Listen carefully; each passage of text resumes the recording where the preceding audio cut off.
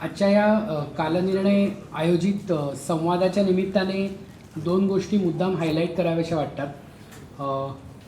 आजूबाजूच्या सगळ्या जगतामध्ये माहितीचा महापूर येत असताना विश्वासार्ह माहिती जे लोक पोचवतात असे दोन लोक तुमच्यासमोर आहेत.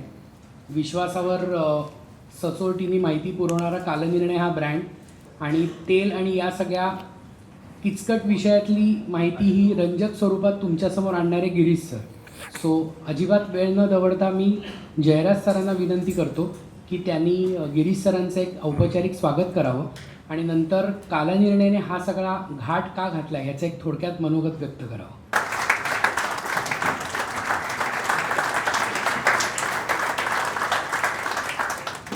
नमस्कार. गिरीश कुबेरजी आणि जमलेले सगळे ज्ञानपिपासू, ज्ञानासाठी उत्सुक असलेले श्रोतृवर्ग. आता हा मला प्रश्न कौस्तुभने जोपर्यंत विचारला नव्हता तोपर्यंत मलाही माहीत नव्हतं की कालनिर्णयाने हा घाट का घेतला. पण नंतर विचार केल्यावर माझ्या लक्षात आलं की कालनिर्णयाचा आत्ता तेलाशी संबंध नसला तरी कालनिर्णयाचा ज्ञानाशी संबंध आहे आणि कालनिर्णय ही ज्ञानोपासना सतत करत असते, पसरवत असते.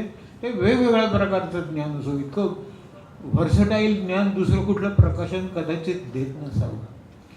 तर मग अशीच जर का तेलाची परिस्थिती राहिली तर आम्हाला तेलनिर्णय अशी भविष्यात आवृत्ती तयार करायला लागेल आणि त्याच्या प्री प्लॅनिंगसाठी कदाचित हा कार्यक्रम असेल. मग त्या आवृत्तीत काय असेल तर बटाटा वडा तेलाशिवाय कसा करणार, तेलाशिवाय केस कसे विंचरावे, तेलाशिवाय फोडणी कशी द्यावी वगैरे वगैरे. एनिवे, तर इथे मी बेसिकली 3 लिस्ट्स वाचणार आहे. त्या लिस्ट आहेत माझ्या ज्ञानाचा काय. आता कोणीच कोणाच्या ज्ञानाचा अभिमान बाळगू नये, कारण AI मध्ये ज्ञानाचा धबधबा झोप पडतो ना काही विचारल्यावर, आणि तो कोणालाही ॲक्सेस असतो. मीही वापरलेला आहे AI यासाठी. तर संपादकांची परफेक्ट ओळख ही त्यांच्या पुस्तकावरून होते असं माझं मत आहे. त्या धरतीची श्रेणीची पुस्तकं कुबेरांनी लिहिलेली आहेत आणि मला वाटतं 2च संपादक होऊन गेला आतापर्यंत मराठीत की जे इंग्रजीमधून मराठी झाले. एक कुमार केतकर आणि दुसरे गिरीश कुबेर. तर इंग्रजीचा माहोल वेगळा असतो, स्पॅन वेगळा असतो, दृष्टी वेगळी असते. म्हणजे काय मोठेपणा नाही आणि मराठीचा कमीपणा नाही, पण त्यांना मराठीची ओढ होती, मराठी वाचकाच्यापर्यंत पोचायची इच्छा होती, म्हणून ते मराठीत आले. आणि ते आले नसते तर आपलं नुकसान झालं असतं काही प्रमाणात किंवा जास्त प्रमाणात, एवढं नक्की. तर मी फक्त त्यांच्या पुस्तकाची पहिली यादी वाचतो. हां, कालनिर्णयाचा आणि तेलाचा आणि धर्माचा काय संबंध हे सांगायचं झालं तर शनिवारी मारुतीला तेल लागतं तसा तेलाचा संबंध आहे. आणि शनीलाही तेल लागतं घालायला, तर हा धर्माच्या दृष्टीने संबंध आहे. एनिवे, या कोट्या आहेत त्या विसरून जाऊ.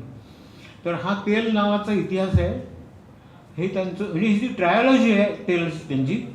दुसरं एका तेली आहे आणि तेल नावाचं वर्तमानात आहे. त्यातला हा तेल नावाचा इतिहास आहे माझं फेवरेट पुस्तक आहे. पण ते आलं तेव्हा ते लोकसत्तेचे संपादक नव्हते, इकॉनॉमिक टाइम्समध्ये होते. मी याच्या 50 प्रती घेऊन लोकांना दिल्या होत्या की हे वाचा, आपल्याला तेल साक्षर होणं गरजेचं.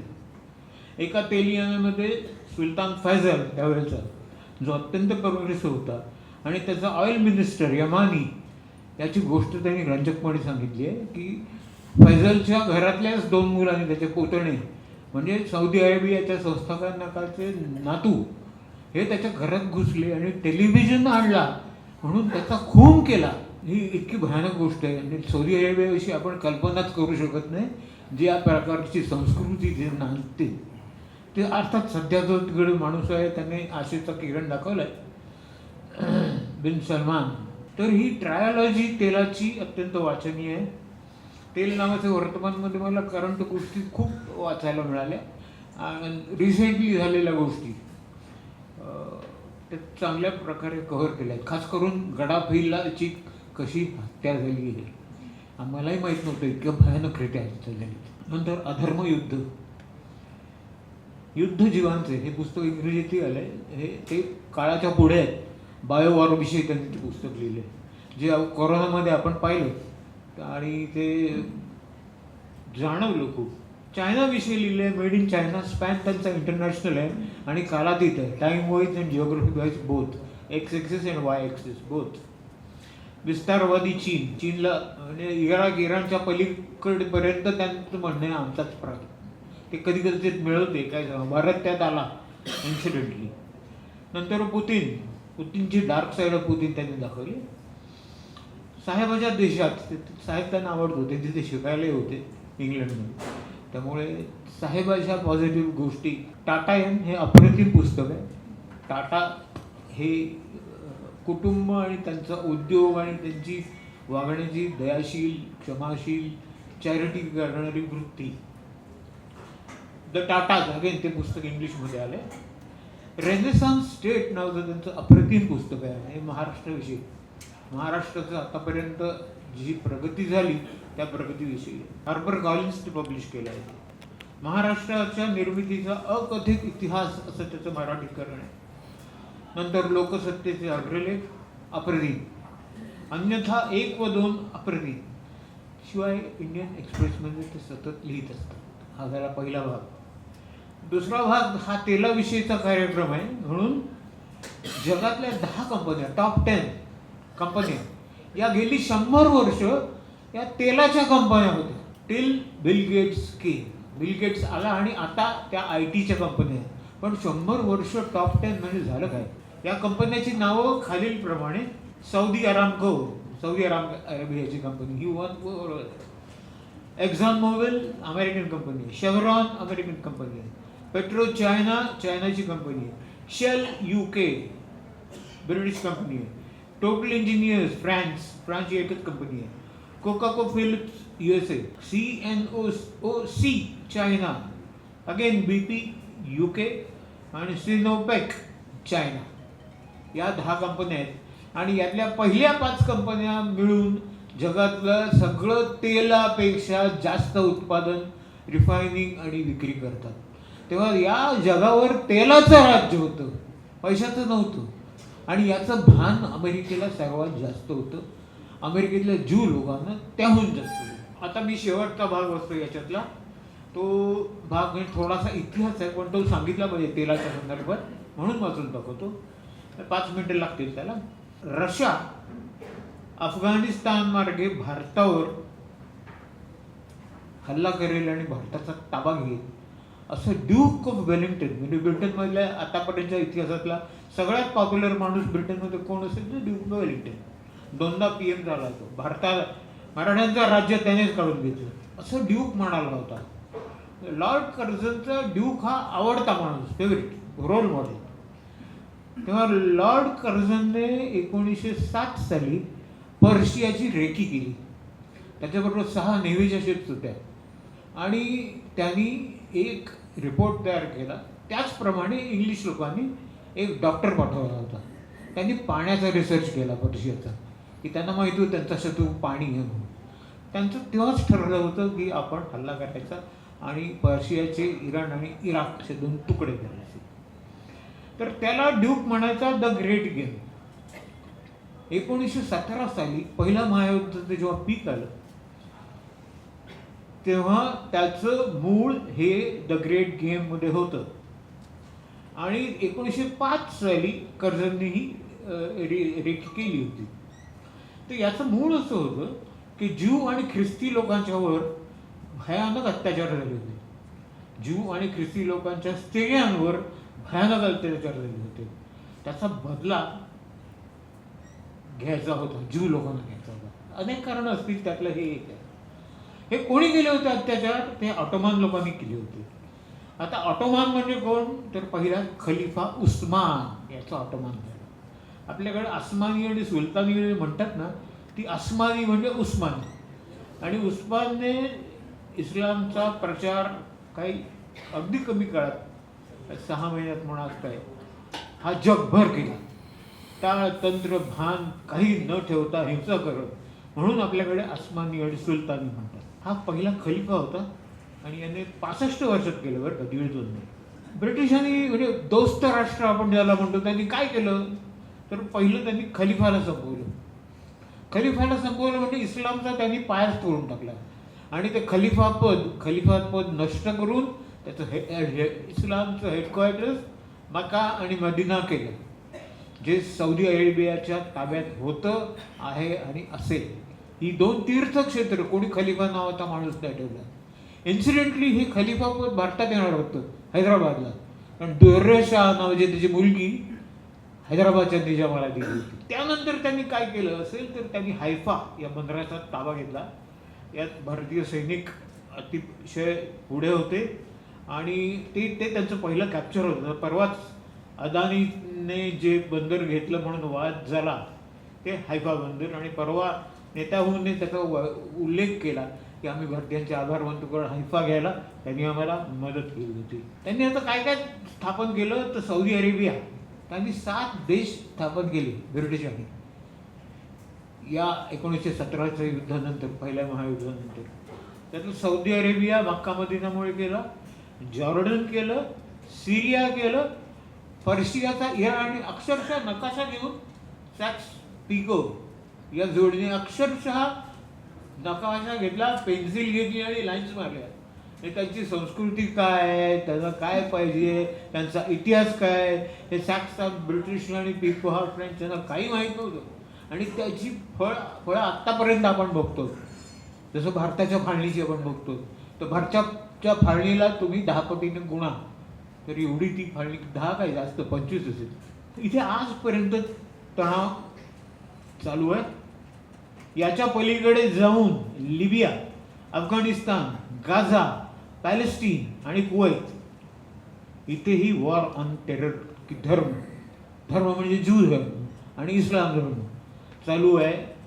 का ऑइलसाठी हे चालू आहे, का तिघांसाठी हे चालू आहे, कारण या सगळ्या ठिकाणी मुसलमान लोक आहेत आणि ह्या सगळ्या ठिकाणी जवळजवळ ऑइल आहे. तेव्हा या 3 गोष्टींचं हे मिश्रण आहे. आणि शिवाय त्यांच्याकडे ओपेक नावाचा एक दांडा सौदीच्या हातात त्यांनी दिला. जेव्हा सौदीत प्रॉब्लेम होतो तेव्हा तेलाचे भाव वर केलेले दिसतात आपल्याला, आणि ते तेलाच्या वापराने विक्रीतून ते ॲडजस्ट करतात. Saudi is the blue eyed child of the United States or the other way round. हा ग्रेट गेम चालूच राहणार आहे. कुबेर त्याच्यावर जास्त बोलू शकतात, मी माझ्या परीने थोडी बॅकग्राऊंड दिली. आता the oil man Girish Kuber. धन्यवाद. थेट मला तेल माणूसच करून टाकलं. एवढी तेलकट ओळख माझी कधी कोणी करेल. पण कार्यक्रमासाठी आणि त्यांनी पुढाकार घेतला त्यासाठी मनपूर्वक त्यांचे आभार मानतो. आणि त्यांनी सांगितलं तो तपशील म्हणजे 500% खरं आहे. मलाच खात्री नव्हती लिखाणाची, हे काय होणार आहे, कसं म्हणजे पुढे हा ऐवज जो आहे तो कसा दिसणार आहे हे मला माहीत नव्हतं. त्यावेळेला मी हा तेलाचा उद्योग लिहायचा प्रयत्न केला आणि ते चांगलं पुस्तक आहे आणि त्याच्यात आणखी काही काही लिहिता येऊ शकतं असा आत्मविश्वास देणारे एक महाराष्ट्रातले जे 5 माणसं असतील त्यातले एक जयराज आहेत. त्यामुळे त्यांचे मनपूर्वक आभार मानतो आणि या विषयासाठी संधी दिली अर्थातच त्यासाठी आभार. हा थोडासा इतिहास, वर्तमान आणि थोडं भविष्य अशा पद्धतीने मांडायला मला आवडेल. कारण इतिहास हा रंजक आहे. ते सांगत होते सायकस पिको ॲग्रीमेंट, त्याचं नावच रेड लाईन ॲग्रीमेंट आहे. आणि म्हणजे नकाशा असा अंथरला टेबलावरती, आणि कुणी अंथरला तर गुलबैंकीन नावाचा एक व्यापारी होता. तो या परिसरामध्ये खूप तेव्हाचा अमुक तमुक होता असं समजा तुम्ही. देशांच्या प्रमुखाला एकत्र आणलं आणि अशा अक्षरशः नकाशावरती रेषा मारल्या. त्याला रेड लाईन ॲग्रीमेंट, आजही त्याचा उल्लेख रेड लाईन ॲग्रीमेंटच होतं. मग फ्रेंचांना सांगितलं अल्जेरिया तुम्ही घेऊन टाका, जॉर्डन वगैरे सांगितलं ब्रिटिशांना तुम्ही घेऊन टाका वगैरे वगैरे. इतकी निष्ठुरपणे ही मांडणी झालेली आहे. आणि जयराजजींनी सांगितलं त्यानुसार ते 100% खरं आहे. ती अस्वस्थता आपण सगळे सहन करतो आहे आणि तो विषय समजून का घ्यायचा याच्यासाठी माझा तर अगदी सोपा मुद्दा आहे. तो असा की तेल हा फक्त ऊर्जा घटक नाही आहे. तेलाने माणसांचे, देशांचे स्वभाव बनलेत. तेलाने महासत्तापद दिलंय किंवा काढून घेतलंय. त्याचे काही दाखले अगदी सहज देता येतील. म्हणजे आपल्यापैकी प्रत्येकाने इथे दुचाकी किंवा चारचाकी घ्यायला कधीतरी दुकानात गेला असालच. वाहन विक्री करणाऱ्या मोठमोठ्या शोरूम्समध्ये आपल्यापैकी कोणीही किंवा भारतातला कोणीही तिथे गेला की त्याचा पहिला प्रश्न काय असतो, कितना देती है. आणि कितना देती है हा जेव्हा प्रश्न येतो त्यावेळेला अर्थातच आपण जपानी गाड्या निवडतो, इसुझू किंवा सुझुकी किंवा ज्या काय होंडा वगैरे वगैरे अशा. आणि शक्यतो अमेरिकी टाळतो, कारण कितना देती याचं उत्तर, चांगलं उत्तर जपानी कंपन्यांकडून मिळत असतं. जपानी गाड्या या जास्त इंधन सक्षम असतात, फ्युएल एफिशियंट असतात. याचं साधं कारण असं आहे की जपानकडे तेलच नाही. ते नसल्यामुळे त्या देशाच्या अभियंत्याने असं तंत्रज्ञान विकसित करण्याचा प्रयत्न केला की कमीत कमी तेलात जास्तीत जास्त अंतर गाड्या कापू शकतील. याच्या विरुद्ध हमरसारखी गाडी तयार करणारी जनरल मोटर्स किंवा फोर्ड या ज्या अमेरिकी कंपन्या आहेत, तर हमर 1 लिटरला 1 किलोमीटर जाते. आणि मुंबईच्या काही दिसते मुंबईच्या रस्त्यांवरती. म्हणजे वास्तवाचं भान नसावं म्हणजे किती नसावं त्याचं हे हमर भारतामध्ये दिसणं. हे काही चित्रपट तारका आणि क्रिकेट खेळाडू यांनी हमर घेतलेली आहे भारतात. 1 किलोमीटर जाते. म्हणजे 120 रुपये लिटर जर पेट्रोल असेल तर 1 किलोमीटरसाठी 120 रुपये खर्च करते ती गाडी. त्या विरोधातल्या जपानी गाड्या आहेत. जपानी गाड्या इंधन सक्षम आहेत कारण जपानला तेलच नव्हतं कधी. म्हणजे जपानी जी एक मानसिकता विकसित झाली ती या काटकसरीतनं विकसित झालेली आहे. तर देशांचा स्वभाव हा मग ही प्रत्येक ठिकाणी दिसते. जपानी तंत्रज्ञान, जपानी अभियंते का चांगले, कारण हे इतकं त्यांना अडचणीतनं जगावं लागलेलं आहे. त्याचबरोबरीनं हा जो महासत्तापदाचा हा जो मुकुट इकडून तिकडे झाला तो पण केवळ तेलामुळे झाला. आणि गंमत अशी आहे की या देशांचं नाव आत्ता घेतलं, सौदी अरेबिया, कुवेट वगैरे वगैरे, हे देश म्हणजे देश नाहीच आहेत खरं म्हणजे. त्यांचा त्यावेळच्या सगळ्या कागदपत्रांमध्ये उल्लेख सगळा वॉरलॉर्ड असा केला जायचा. म्हणजे गँगस्टर किंवा टोळीवाले थोडक्यात. तर इकडची एक टोळी, तिकडची एक टोळी, आणि त्या सगळ्या टोळीवाल्यांचा जो एक खंदा जो प्रमुख होता त्याचं नाव मोहम्मद बिन सौद. तर तो म्हणून तो सौदी अरेबिया. म्हणजे आपल्याला जोशीवाडी, पाटीलवाडी वगैरे माहिती असते, पण एका व्यक्तीच्या नावाने देशच बनल्याचं हे एक खास उदाहरण आहे. तर तो 6.5-7 फूट असा तगडा गडी होता आणि त्याला ही खात्री होती की परमेश्वराने आपल्याला पृथ्वी तलावर पाठवलेलं आहे ते फक्त मुलगे जन्माला यावेत यासाठी. वयाच्या 75पर्यंत त्याचे ते प्रयत्न सुरू होते. त्याच्या त्या प्रयत्नांना मदत करण्याची, सक्रिय मदत करण्याची काळजी अमेरिकी राष्ट्राध्यक्षांनी वारंवार घेतलेली आहे. म्हणजे तुम्ही 50 नंतरचा अमेरिकेचा जर इतिहास बघितलात तर जाणवेल की ज्या काही उपचार पद्धती उपलब्ध आहेत ना, त्या सगळ्या उपचार पद्धतीचे वैद्यक तज्ज्ञ त्यांनी त्या सौदी मोहम्मद बिन इब्न सौदसाठी उपलब्ध करून दिले होते, कारण त्याची इच्छा पूर्ण होत राहावी यासाठी. आणि ती इच्छा पूर्ण होत राहावी का राहायला हवी इच्छा पूर्ण, याचं कारण असं की त्याच्याकडचं जेव्हा तेल सापडलं, म्हणजे ही 1930 नंतरची घटना आहे. हा इतिहास किती ताजा आहे आणि आपण त्याच्यात कसं अनभिज्ञ आहोत. तर ज्या वेळेला तेल सापडलं, हा ऑटोमन साम्राज्याचा सगळा भाग होता. मग ते रेड लाईन ॲग्रीमेंट झालं, देश वाटून घेतले आणि मग त्या भागात तेल सापडायला लागलं. हा उंटवाल्यांचे ते काफिले असतात ना, त्याच्यावरती, त्या काफिल्यांच्या मुक्कामावरती जेव्हा रात्रीला थांबतात तिथे सकाळी त्यांना चहा वगैरे देणाऱ्या हा उद्योग करायचा. मोहम्मद बिन इब्न सौद नावाची ही व्यक्ती. चहाचं आणि सत्तापदाचं काय मोठेपणे मला माहीत नाही, पण ते आहे. तर तो तसा होता तो. आणि तो त्याला म्हणजे हे का समजून घ्यायचं हे खूपच महत्त्वाचं आहे. त्याला धार्मिक आधार हवा होता. तर त्यावेळेला त्याला आता आधार दिला कोणी, तर मोहम्मद बिन इब्न वहाब नावाच्या व्यक्तीनं, जो वहाबी संप्रदाय आपण म्हणतो ना, तो वहाबी संप्रदायाचा संबंध तिथे आला. म्हणजे ग्रामीण भागात एक म्हण आहे, ती अलीकडच्या काळात ती वापरली जात नाही, म्हणजे सटवाईला काय आणि म्हसोबाला सटवाई वगैरे अशा अर्थाची ती म्हण आहे. तशी यांची गत होती. याला सत्ता हवी होती आणि त्याला धर्मसत्तेचा आधार हवा होता. यातनं हे दोघे एकत्र आले आणि तिथे त्यावेळेला एक पंथ होता, इख्वान नावाचं पंथ होता. अत्यंत क्रूर असे ते समजले जात होते. आणि हा इतका इतका सुंदर इतिहास आहे ना हा. म्हणजे मला नेहमी असं वाटतं की विजय तेंडुलकरांसारख्या कोणाला जर तो असा सापडला असता तर इतकं त्याच्यामध्ये नाट्य आहे. तर याची एक पद्धत होती, हा दांडगा मोहम्मद बिन इब्न सौदची पद्धत होती. हा त्या परिसरात हिंडायचा आणि नवीन गाव दिसलं की त्या गावचा जो कोण मुखिया असेल, सरपंच असेल, त्याला सांगायचं माझ्याशी लढ, नाहीतर मुलगी तुझी मला दे आणि तह कर आणि तू माझ्या जे काही छोटंसं प्रयत्न तो करत होता त्याचा भाग बन. काही लढले, काही मेले. या इख्वानपंथीयांनी प्रचंड कत्तली केल्या. तर त्याच्यात एका ठिकाणी असं झालं की एका गावची, गंमत म्हणून हा किस्सा सांगतो कारण त्यांनी पुढचा इतिहास घडला. तर एका गावची एका सरपंचाची मुलगी त्याला खूप आवडली. तर हा म्हणाला मला हिच्याशी लग्न करायचं आहे.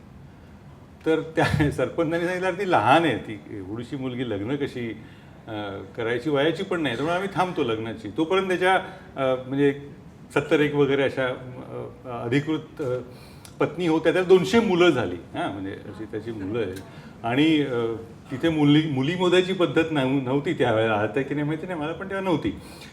तर याने सांगितलं हिच्याशी मला लग्न करायचं. तो म्हणाला नाही, ती लहान आहे. तो म्हणाला ठीक आहे थांबतो. आणि तो हा तिच्या प्रेमात इतका होता की ती मोठी झाल्यावर खरंच हा परत आला आणि तिला मागणी घातली. त्याने लग्न करून दिलं त्या ह्याचं.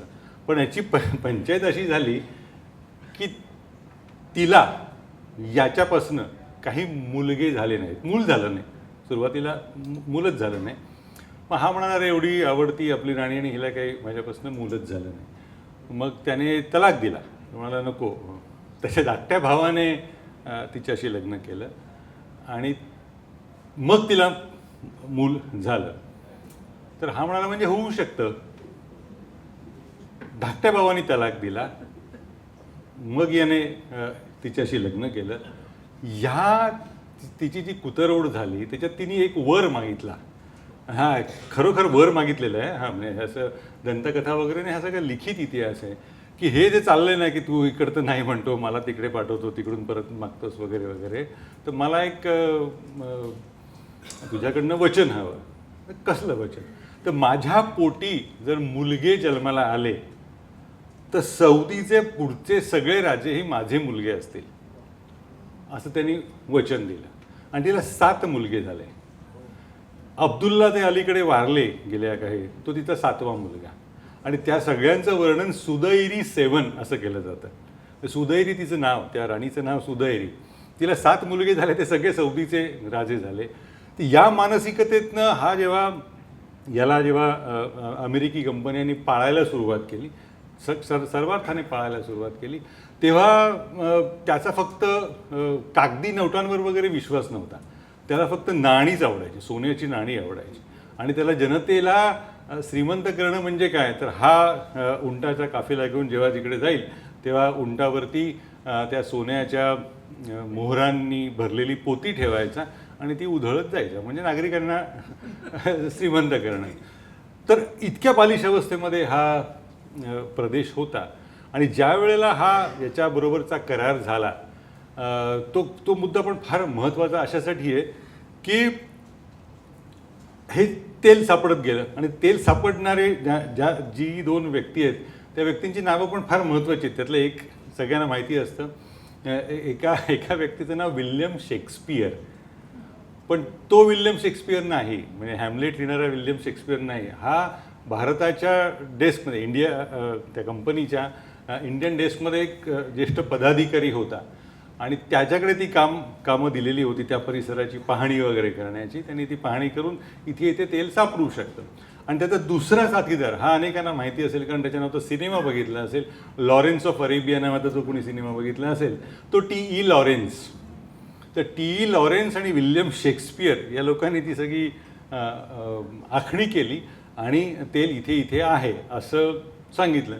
तोपर्यंत या प्रांतावरनं इंग्लंडचं लक्ष गेलेलं होतं, कारण हे वैराण वाळवंट म्हणजे ऑटोमन साम्राज्याचं वाट लावून झाली.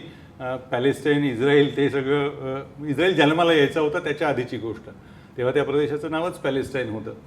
तर त्यामुळे इंग्लंडचं रक्ष त्यातनं गेलेलं होतं. दुसऱ्या महायुद्धाच्या तुताऱ्या फुंकल्या जायला लागलेल्या होत्या. इंग्लंड तसंही खंक होण्याच्या मार्गावरती होतं. हे सगळं भविष्य असं अशा पद्धतीनं जाईल अमेरिकेला माहिती होतं का? आता म्हणता येऊ शकतं की त्यांनी तो खूप भविष्यवेधी विचार केला, पण त्यावेळेलाही माहिती नव्हतं. हव्या तेवढ्या सोन्याच्या मोहरा देऊन यांच्याकडनं त्यांनी करार करून घेतले. तर करार कधी झाला? 1944 साली झाला. 1944 साली झालेला करार म्हणजे महायुद्ध संपत आलेलं आहे आणि त्यावेळेचा तो करार आहे. त्या करारानुसार तो करार असा होता की सौदी अरेबियाच्या भूमीमध्ये निपजणाऱ्या तेलाच्या प्रत्येक थेंबावरती अमेरिकी कंपनीचा अधिकार राहील. 60 वर्षाचा करार होता. 60 वर्षाचा करार 2004 साली संपला असता. 2003 साली इराकचा प्रकार घडला. हे इतकं का महत्त्वाचं आहे? कारण हे अख्खं जगाचं सगळं राजकारण आहे हे तेलाभोवती फिरतंय. तर त्या वेळेला जेव्हा इंग्लंडला कळलं या भागात तेल निघतंय, आपण प्रयत्न करायला हवं, तोपर्यंत अमेरिकेच्या अध्यक्षाने याच्यासाठी एक स्वतंत्र विमान दिलेलं होतं सौदी राजासाठी, पूर्ण त्याच्यासाठी बनवून घेतलेलं विमान. आणि त्या सोन्याच्या मोहऱ्या वगैरे हे तर प्रकार होताच, कारण त्याला बाकी पेपर करन्सीमध्ये कागदाच्यामध्ये काही रसच नव्हता. इंग्लंडला ते कळलं. छोट्या छोट्या चुकांनी किंवा छोट्या छोट्या ज्या काही मुद्द्यांवरती लक्ष जात नाही किंवा लक्ष देणं कसं महत्त्वाचं असतं त्याचं हे उदाहरण आहे. हा मुद्दा सांगतोय तर इंग्लंडला लक्षात आलं, यार याला सोन्याच्या मोहरांमध्ये रस आहे, या तर राजाला पटवायला हवा, कारण सगळ्या तेल कंपन्यांची कंत्राटं अमेरिकेमध्ये गेली. इंग्लंडने तसा प्रयत्न केला. इंग्लंडने सोन्याच्या मोहरा पाठवल्या. गंमत अशी आहे, इंग्लंडनी पाठवलेल्या सोन्याच्या मोहरांवरती राणीचा छाप होता. कारण राणीचा शिक्का असणार ना तो. तर ते यांनी पाहिलं. हा म्हणाला ते बाईचं चित्र आहे, मी हात लावत नाही. पण परत नाही पाठवल्या, धाकट्या भावाला दिल्या. चर्चिल यांनी रत्नजडीत रोल्स रॉयल्स त्याला भेट दिलेली आहे. पण तोपर्यंत उशीर झालेला होता. अमेरिकी कंपन्यांनी हा सगळा प्रदेश तेलाच्यासाठी काबीज केलेला होता. तेल उत्खनन सुरू झालेलं होतं आणि मग तेलाची पुढची बाजारपेठ, हे दुसऱ्या महायुद्धानंतरचा हा कालखंड आहे. हा आठवून बघा.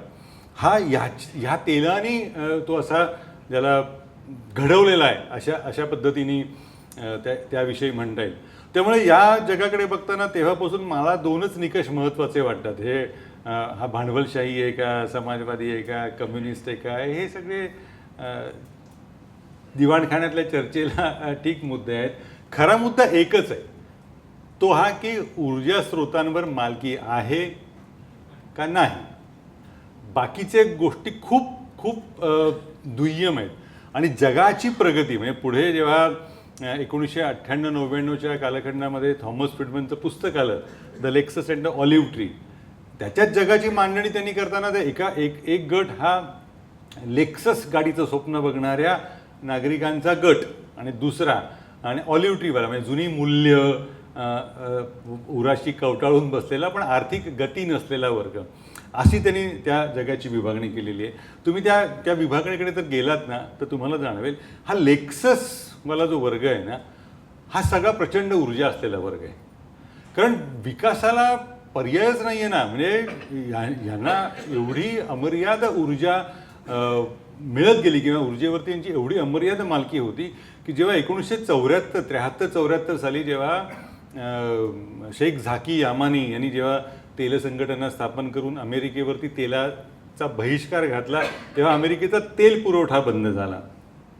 त्यावेळेला अध्यक्षांना आवाहन करावं लागलेलं आहे की सिग्नलवर थांबलात किंवा पेट्रोल पंपावर तुमचा नंबर लागेपर्यंत थांबलात तर गाड्या भावानं बंद करा. म्हणजे गाडी बंद करायची असते ही गरजच कधी जाणवलेली नाही आहे, कारण अमर्याद ऊर्जा या लोकांना मिळत गेलेली आहे. म्हणजे अमेरिका आहे कुठे, पश्चिम आशिया कुठे, आपण कुठे आहोत, हा भाग खूपच महत्त्वाचा आहे. आणि याच कालखंडामध्ये आपण स्वतंत्र झालेलो आहोत 47 साली.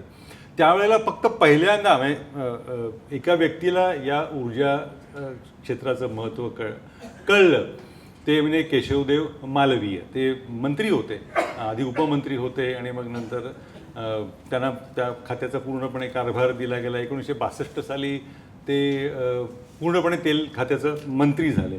पण ह्या माणसाने म्हणजे त्याची भारतीय कहाणीसुद्धा इतकी रोमहर्षक आहे, दुर्दैवाने ती लिहिली गेलेली नाही आहे. तेव्हा ऑइल इंजिनिअरिंग किंवा तेलविषयक अभियांत्रिकी असा काही प्रकारच नव्हता. हे स्वतः केशवदेव मालवीय केंद्रीय मंत्री प्रत्येक विद्यापीठात गेलेले आहेत की बाबांनो, तुमच्या काही इंजिनियर्सना आमच्या क्षेत्रासाठी काम करायला संधी द्या, आपण तेल शोधूया वगैरे वगैरे. आणि आता हे सगळं सांगणं खूप सोपं वाटतं, पण त्यावेळेला जेव्हा काहीच माहिती नव्हतं आपल्याला, आणि तेव्हा हा सगळा उद्योग आपल्याकडून घडलेला आहे. म्हणजे एक तर प्रकार असा आहे की कच्छच्या आखातामध्ये तेल विहिरी खणण्याचा प्रयत्न सुरू होता. अमेरिकेने नाही सांगितलं होतं तुमच्याकडे काय तेलबिल काय नाही, फक्त रशियन काही तज्ज्ञ आलेले होते, ते त्यांचं म्हणणं होतं की भारत हे करू शकतो. बाकी सगळ्या जगाने पाठ फिरवलेली आहे आपल्याकडे. आणि ही अभियंत्यांची एकंदर छोटासा हा गट हा तेल खणत होता कच्छच्या आखातामध्ये. तेल सापडल्यानंतर त्या विहिरीला आवरायचं कसं हेच माहिती नव्हतं. ते एका प्रयत्नात 11 इंजिनियर भारतीय खाक झाले. विहीर इतकी उसळून बाहेर आली की त्या तेलावरती नियंत्रणच ठेवता आलं नाही. मग ते ऐकल्यानंतर नेहरू ते भेटायला गेलेले त्या अभियंत्यांना, आणि खूपच मोठा अपघात होता. भारतासाठी ऊर्जा क्षेत्र हा नवीनच प्रकार, मिळणार की नाही हे माहिती नाही, कुणाकडे तोंड वेंगडावं तर तेही कोणी द्यायला तयार नाहीत. तर हे मालवीय हा सगळा प्रवास करत होते. आणि त्याच्यात जेव्हा हा अपघात घडला, नेहरू तिथे गेलेले, हे प्रत्यक्ष बघायला गेलेले आहेत. तर म्हणजे नेत्यांची मानसिकता पण किती छान असू शकते. म्हणजे यांच्या मानसिकतेनं आपलंही भविष्य कसं घडतं याचा हा प्रकार, ज्याने तो सगळा अपघात बघितला आहे. आणि हे सगळं हे आवरणारं प्रकरण नाही आहे. तर त्यांना नाव सुचलं. आता तुम्ही जर ONGCच्या बांद्रामधल्या इमारतीवर तिथे बघितलं नाव दिलेलं, किंवा डेहराडूनला कधी गेला तर तिथे ONGCचं प्रशिक्षण केंद्र तिथे वसुधारा, पृथ्वीमधनं बाहेर आलेली धारा, वसुधारा असं नाव नेहरूंनी ते दिलेलं. नंतर मग वसुधारा नावाने ONGCचं मासिकही निघतं. हा कालखंड इतका अस्थिरतेचा आहे. आणि या कालखंडाकडे तशा डोळसपणाने पुन्हा एकदा मागे वळून बघावं असं वाटतं. याचं कारण असं की याच कालखंडामध्ये भारताने आणीबाणी अनुभवलेली आहे. म्हणजे आणीबाणीच्या अनेक राजकीय कारणांमधलं एक कारण हे तेल आहे. आणि इतिहासात त्याचा तपशील आहे, भारताच्या इतिहासात तपशील नोंदला गेलेला आहे. या अमेरिकेवर ज्यांनी हा तेल बहिष्काराचा निर्णय घेतला तो मोहम्मद शेख झाकी यामानी हा भारतामध्ये येऊन गेलेला आहे. इंदिरा गांधींनी त्याची भेट झालेली आहे.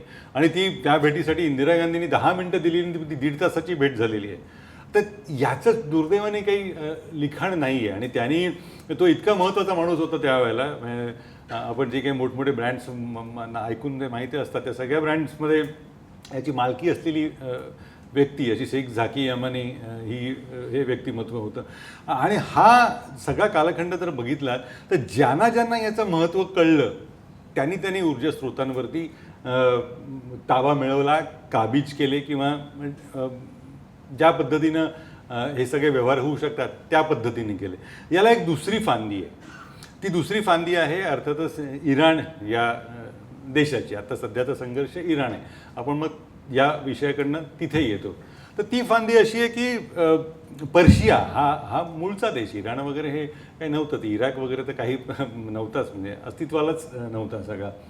तर यांचा हा जेव्हा स्वतंत्र झाला आणि हा देश जन्माला आला त्यावेळेला त्यांचा एक नेता होता, अतिशय लोकप्रिय, अभ्यासू, या प्रांतातनं आलेला असून सुद्धा त्याला हे सगळं समजत होतं, जागतिक अर्थकारण समजत होतं. त्याने पहिल्यांदा तेलविहिरींचं राष्ट्रीयकरण केलं. त्याचं नाव मोहम्मद मोसादेग. 1955च्या आसपासची ही घटना आहे. आता तेल विहिरींचं राष्ट्रीयकरण ही कल्पनाच नवीन होती आणि हा इतिहास कसा पुन्हा पुन्हा भेटतो हे लक्षात घ्या. आपण पाश्चात्यांच्या नजरेतनं या इतिहासाकडे बघत असतो. आपल्याला त्याची खरी जाणीव म्हणता येईल तशी ती नसते. हाच आरोप सद्दामवरती केला गेला, तेल कंपन्यांचं राष्ट्रीयकरण केलं गेलं. हाच आरोप कर्नल मोहम्मद गडाफीवर केला गेला, त्यांनी तेल कंपन्यांचं राष्ट्रीयकरण केलं. जेव्हा या मोहम्मद मोसादेग यांनी, कारण तिथे इराणमध्ये ब्रिटिश इंटरेस्ट खूप मोठ्या प्रमाणावरती होते, ब्रिटिशांचे हितसंबंध होते कारण त्यांच्याच अंमलाखातला हा भाग होता. तर या तेल कंपन्यांच्या राष्ट्रीयकरणानंतर हा माणूस सगळ्यांना खुपायला लागला आणि त्याच्यावरती उठाव, त्याच्या विरोधात उठाव करून जनतेत क्रांती झालेली आहे असा आभास निर्माण करून मोहम्मद मोसादेग यांना पदच्युत केलं गेलं. निवडून आलेला, लोकप्रतिनिधी असलेला आणि लोकांच्या पाठिंब्यावरती राज्य करणारा हा इराणचा प्रमुख या उद्योगातनं, आणि ते CIA जे केलं, त्याची CIA त्यावेळेचा प्रमुख होता, त्याचं नाव कर्मिट रूझवेल्ट, प्रेसिडेंट रूझवेल्ट त्यांचा हा पुतण्या. तर यातनं इराण आणि अमेरिका हा एक विचित्र दुर्दैवी योग तयार झाला. आणि तिथे बसून केलं काय, मोहम्मद मोसादेग यांना हलवून केलं काय, तर शहा मोहम्मद रजा पहलवी यांच्याकडे इराणची सत्ता दिलेली आहे अमेरिका आणि या सगळ्या केंद्रांनी. आणि हा पुढचा म्हणजे 75 पासूनचा पुन्हा म्हणजे 55ला मोसादेग गेले, 75पर्यंत आपण आलो, आणीबाणी झाली. हा कालखंड आहे, हा अमेरिकेतल्या उलथापालथीचा कालखंड आहे. 1979 साल हे जगातल्या आपल्या सगळ्या लोकांसाठी खूप महत्त्वाचं आहे. म्हणजे 2 वर्ष मला असं वाटतं की आपण सगळ्यांनी लक्षात ठेवायला हवेत. 1979 आणि दुसरं 1989. 1979 का, तर पहिला त्यातला मोठा प्रकार म्हणजे सोव्हिएत फौजा अफगाणिस्तानमध्ये घुसल्या. दुसरा त्यातला त्या वर्षीचा आणखी एक महत्त्वाचा प्रकार म्हणजे अयातुल्ला रुहल्ला खोमेनी हे फ्रान्समध्ये राहत होते. त्यांनी ती धार्मिक क्रांती करून ते इराणमध्ये माघारी आले. 1979चा हा कालखंड.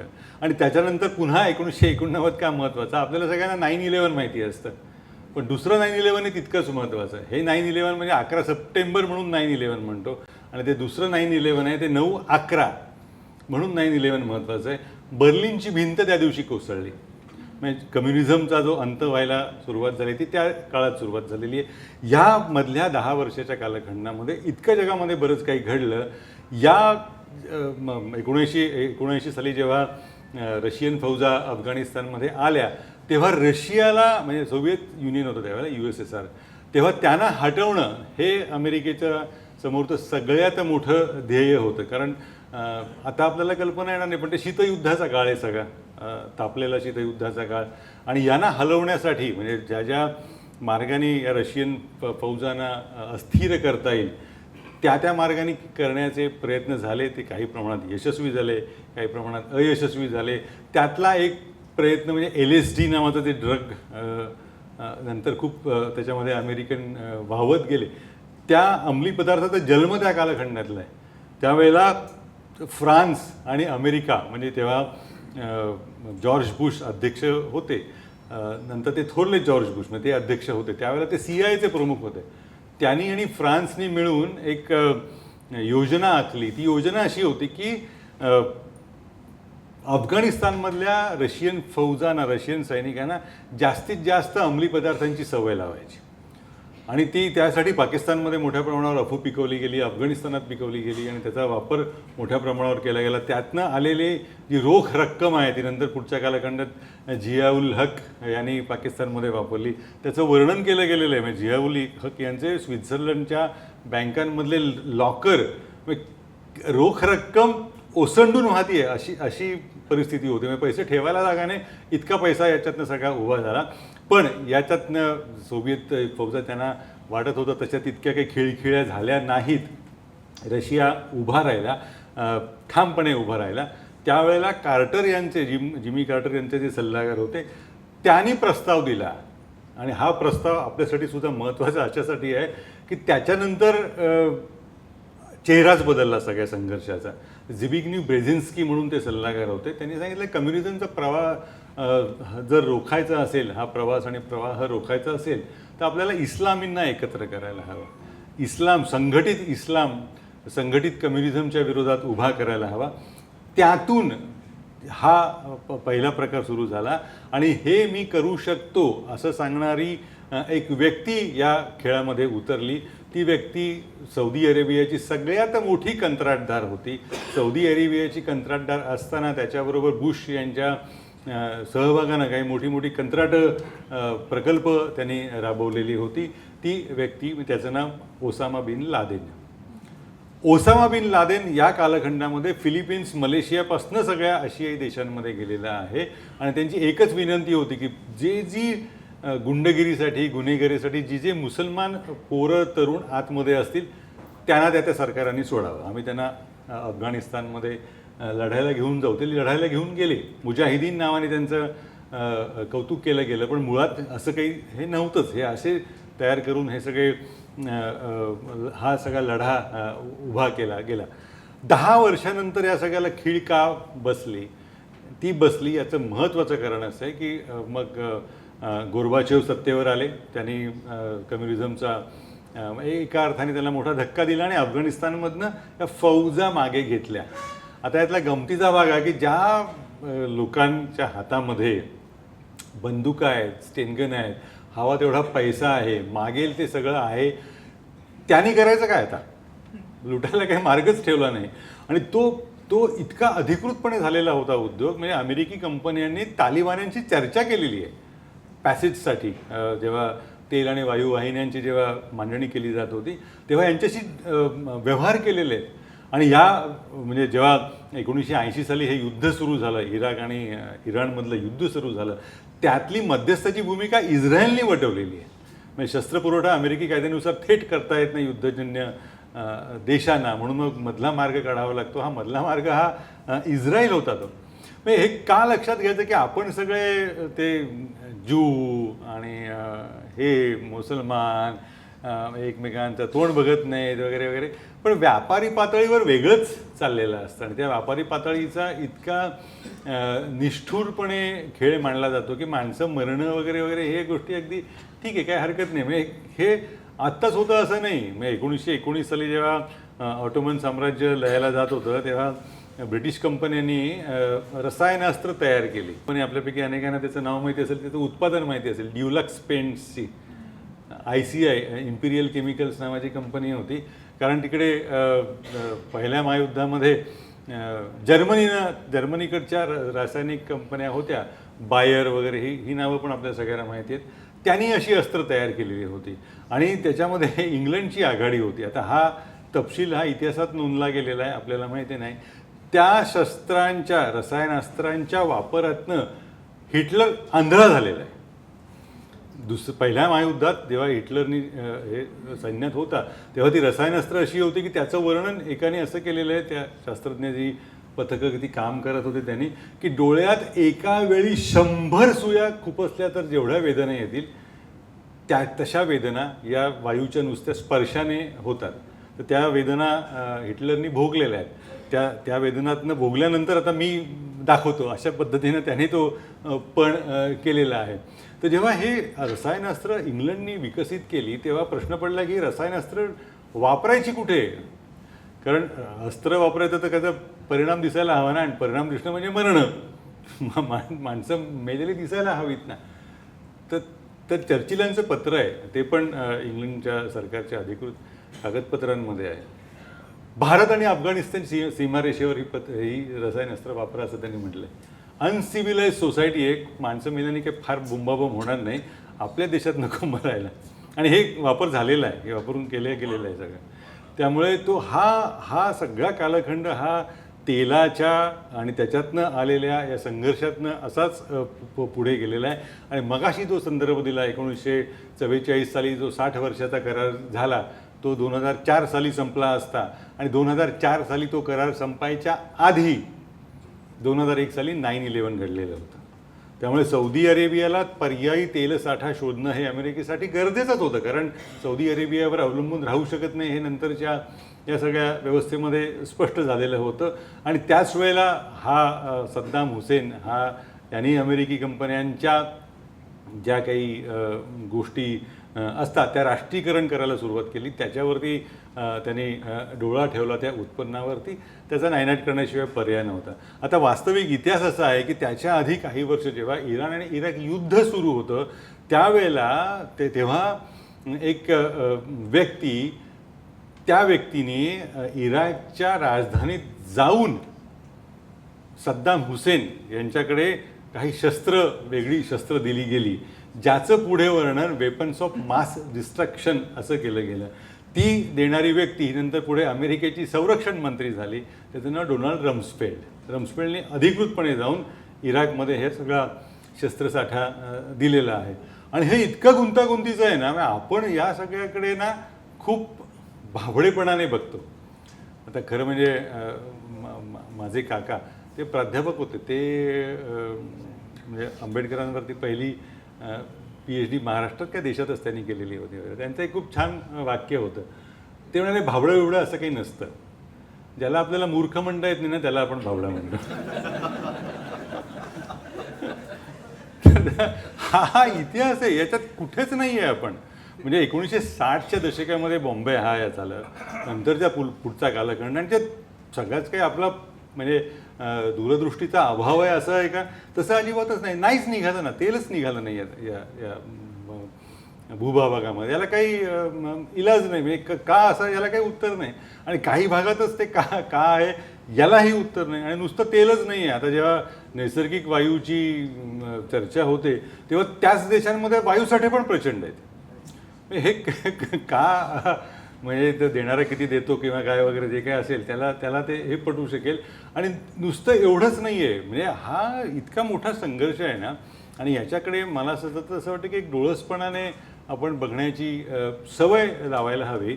याचं कारण असं की सगळं अर्थकारणच याच्या भोवती आहे हो. आणि याला पर्याय काढण्याचे प्रयत्न झाले नाहीत का?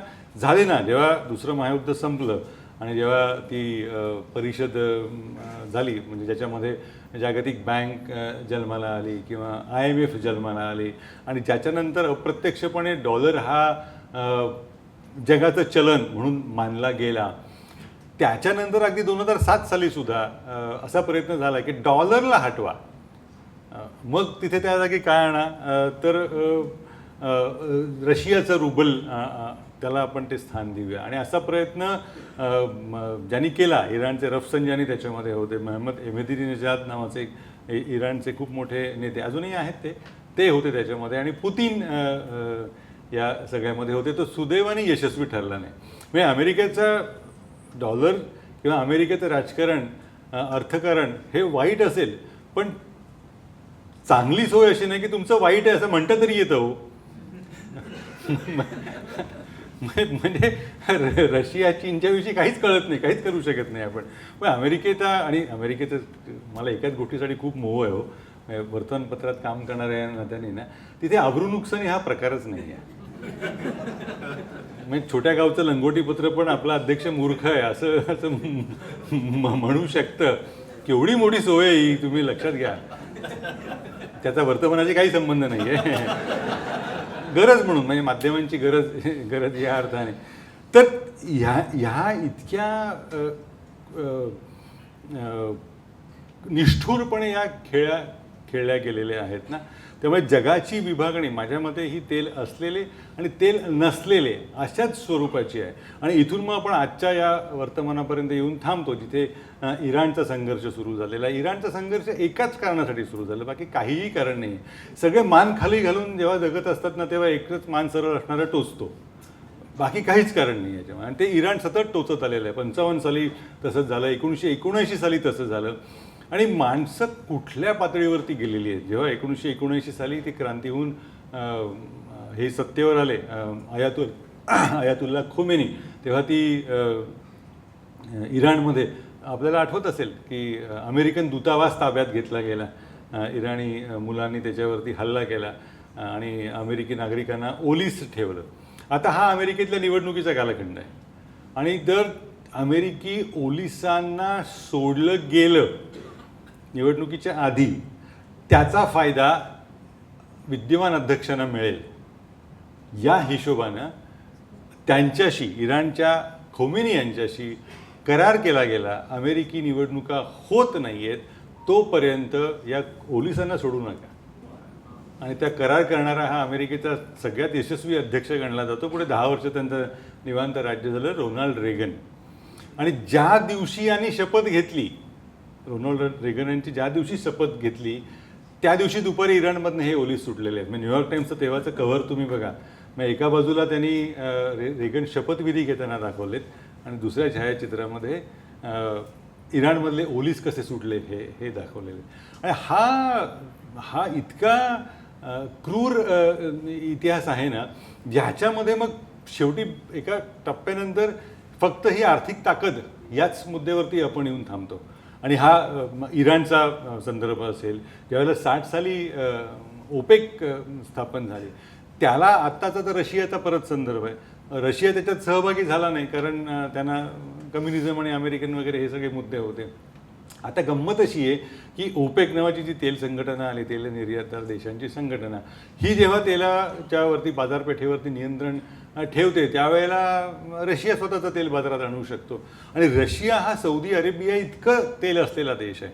म्हणजे साखलीन वगैरे त्यांची जी तेलक्षेत्र आहेत ना, त्याची अजून गणतीच झालेली नाही. इतकं प्रचंड तेल योगायोगाने म्हणा या रशियाच्या भूमीमध्ये आहे. त्यामुळे हा सतत संघर्ष, मध्यंतरी तुम्हाला आठवत असेल काही वर्षांपूर्वी जॉर्जियाचं युद्ध झालं, काही कारण नसताना जॉर्जियाला अचानक मार खावा लागला, किंवा आत्ता युक्रेनचं युद्ध. याच्यामुळं अशी ऊर्जाच आहे ना परत, कारण कास्पियन समुद्राच्या म्हणजे उत्तर गोलार्धामध्ये समुद्राच्या तळाशी खूप मोठी ऊर्जा केंद्र आहेत असं मानलं जातं. आणि त्याच्यावरचा कब्जा हा आत्तापासून मिळवण्यासाठी या देशांमध्ये स्पर्धा सुरू झालेली आहे आणि त्याचीच परिणती ही या युद्धांमध्ये होती आहे. त्यामुळे पुढचा हा सगळा कालखंड आहे 2001 नंतरचा आणि 2003 आणि 2004 नंतरचा, जेव्हा सद्दाम हुसेनना हुसकावून लावलं गेलं आणि नंतर अलीकडे कर्नल मुअम्मर गडाफीला त्याच पद्धतीनं जावं लागलं. त्याच्यामागे पुन्हा तेल आहे. गडाफीचं पाप काय, तर उदाहरणार्थ म्हणून म्हणजे एका बॅरल तेलावरती जर 4 आणे रॉयल्टी देत असतील अमेरिकन कंपन्या, तर याने ती 8 आणे केली की आम्हाला दुप्पट पैसा हवा, तुम्ही एवढा फायदा कमवताय. तो द्यायला अमेरिकी कंपन्या तयार नव्हत्या, कारण मार्जिन याच्यामध्ये इतकं प्रचंड आहे. आणि अगदी अलीकडेपर्यंत जर तुम्ही बघितलं या एक्झॉन वगैरे, आता जयराजजींनी सांगितलं तेल कंपन्यांचा कर भरल्यानंतरचा फायदा हा भारताच्या काही वर्षांपूर्वीच्या करसंकलना इतका असेल. इतके ताकदीच्या कंपन्या आहेत या. आणि याच्यामध्ये त्यामुळे ती जी देशांची जी काही सरकारं पाडणं किंवा त्याच्याविषयी भूमिका घेणं वगैरे, हे इतके सहजपणे हे सगळे देश करू शकतात. कारण पुन्हा तोच मुद्दा, ऊर्जा क्षेत्रावरच्या मालकीपाशी आपण येऊन थांबतो आणि आताच्या संघर्षाकडे येतो. आणि ह्याच्यात आपली कुतरहोड का होते हा अर्थातच प्रश्न असेल. आणि त्याचं नैसर्गिक उत्तर तेलसाठी नाहीत, नैसर्गिक वायू मर्यादित आहे वगैरे वगैरे हे आहेतच. पण या सगळ्या खेळामध्ये आपण म्हणजे एक नेहरूंचा आणि विशेषतः केशवदेव मालवीय यांचा कालखंड सोडला तर भारताच्या इतिहासामध्ये चांगला तेलमंत्री शोधणं फार अवघड आहे. आणि तेल कंपनीच्या क्षेत्रातच, तेलाच्या क्षेत्रातच खाजगी कंपन्या निघाल्यानंतर मग ते एक वेगळंच समीकरण सुरू झालं. केंद्र सरकारचं एक खातं आहे, आपल्यापैकी अनेकांना कदाचित ऐकून माहिती असेल, डायरेक्टर जनरल ऑफ हायड्रोकार्बन्स नावाचं, DGH. आता तेल क्षेत्रावरती भारतातल्या त्या कंपनीच्या त्या खात्याच्या प्रमुखाचा अंतिम शब्द असायला हवा ना. त्या DGHचे अनेक जण तिथनं उतरतात, त्याच्या आधीच पद किंवा ते मिळाल्यानंतर किंवा निवृत्ती आधीच उतरतात आणि कुठल्या खाजगी कंपन्यांना जाऊन मिळतात ते काढून बघा. आणि आपली गंमत अशी की जे तेलक्षेत्र किंवा नैसर्गिक वायू क्षेत्र ONGC घडून तेल काढत असते किंवा वायू काढत असते, ONGC काढायला लागलं की ते कोरडं होतं. आणि की खाजगी कंपनी गेलं की बदा त्यांना आता हे खास आपलं वैशिष्ट्य आहे, त्याला काय करू शकत नाही. आणि त्याच्यात हे असं का आहे, याच्यातलं माझं साधं माझ्यापुरतं निरीक्षण असं आहे ना की आपण खूप ऊर्जांधळे आहोत. आपल्याला सगळ्या गोष्टी कळतात, जात धर्म भाषा वगैरे वगैरे जे काही कळायला हवं ते राजकीय वातावरणात ते सगळं कळतं, पण ऊर्जेचं भान नाही आपल्याला. ही ऊर्जा येते कुठून, कुठल्या पद्धतीने येते, आपण त्याचं काय करणार आहोत. आणि इतकं विनोदी कोणीतरी एक तो दक्षिणेकडचा येतो आणि एरंडेलापासून मी हायड्रोकार्बन करतो, त्याच्यावरती आपले दिवस जातात. म्हणजे ह्याचं ते खरं गांभीर्य आहे ना, आणि हे अजून आपल्याला येत नाही. आणि तिथे माझ्यासारख्याला एक प्रश्न असा पडतो की मग पुढे काय. कारण आत्ताच्या घडीला एक विचित्र लाट आलेली आहे अशी की ती नैसर्गिक ऊर्जा, हरित ऊर्जा किंवा पर्यावरण स्नेही ऊर्जा. पण व्यक्तिशः मला असं वाटतं की पर्यावरण स्नेही ऊर्जा वगैरे असं काही नसतंच. म्हणजे खूप मोठा विरोधाभास याच्यामध्ये आहे. कारण या पर्यावरण स्नेही ज्याला आपण म्हणतो, अगदी EV इलेक्ट्रिक व्हेकल्स हा जरी दाखला दिला तरी त्यासाठी ते लागणारे लिथियम कुठे, ते बोलिव्हिया देशामध्ये, ते व्हेनेझुएला देशामध्ये आहे, ते चीनमध्ये मोठ्या प्रमाणात. तर ते चीनचं काय नशीब आहे काही कळत नाही, सगळंच त्यांच्याकडे मोठ्या प्रमाणावरती सापडतं आणि ते बाजारपेठेवर नियंत्रण ठेवू शकतात. तर त्याच्यावरच्या म्हणजे आपल्या माध्यमांना या विषयाचं गांभीर्य खरंच नाही आहे. काही वर्षांपूर्वी बोलिव्हियामध्ये क्रांती झाली. का झाली माहिती आहे आपल्याला? हा एलॉन मस्क आहे ना, त्याच्या विरोधात झाली.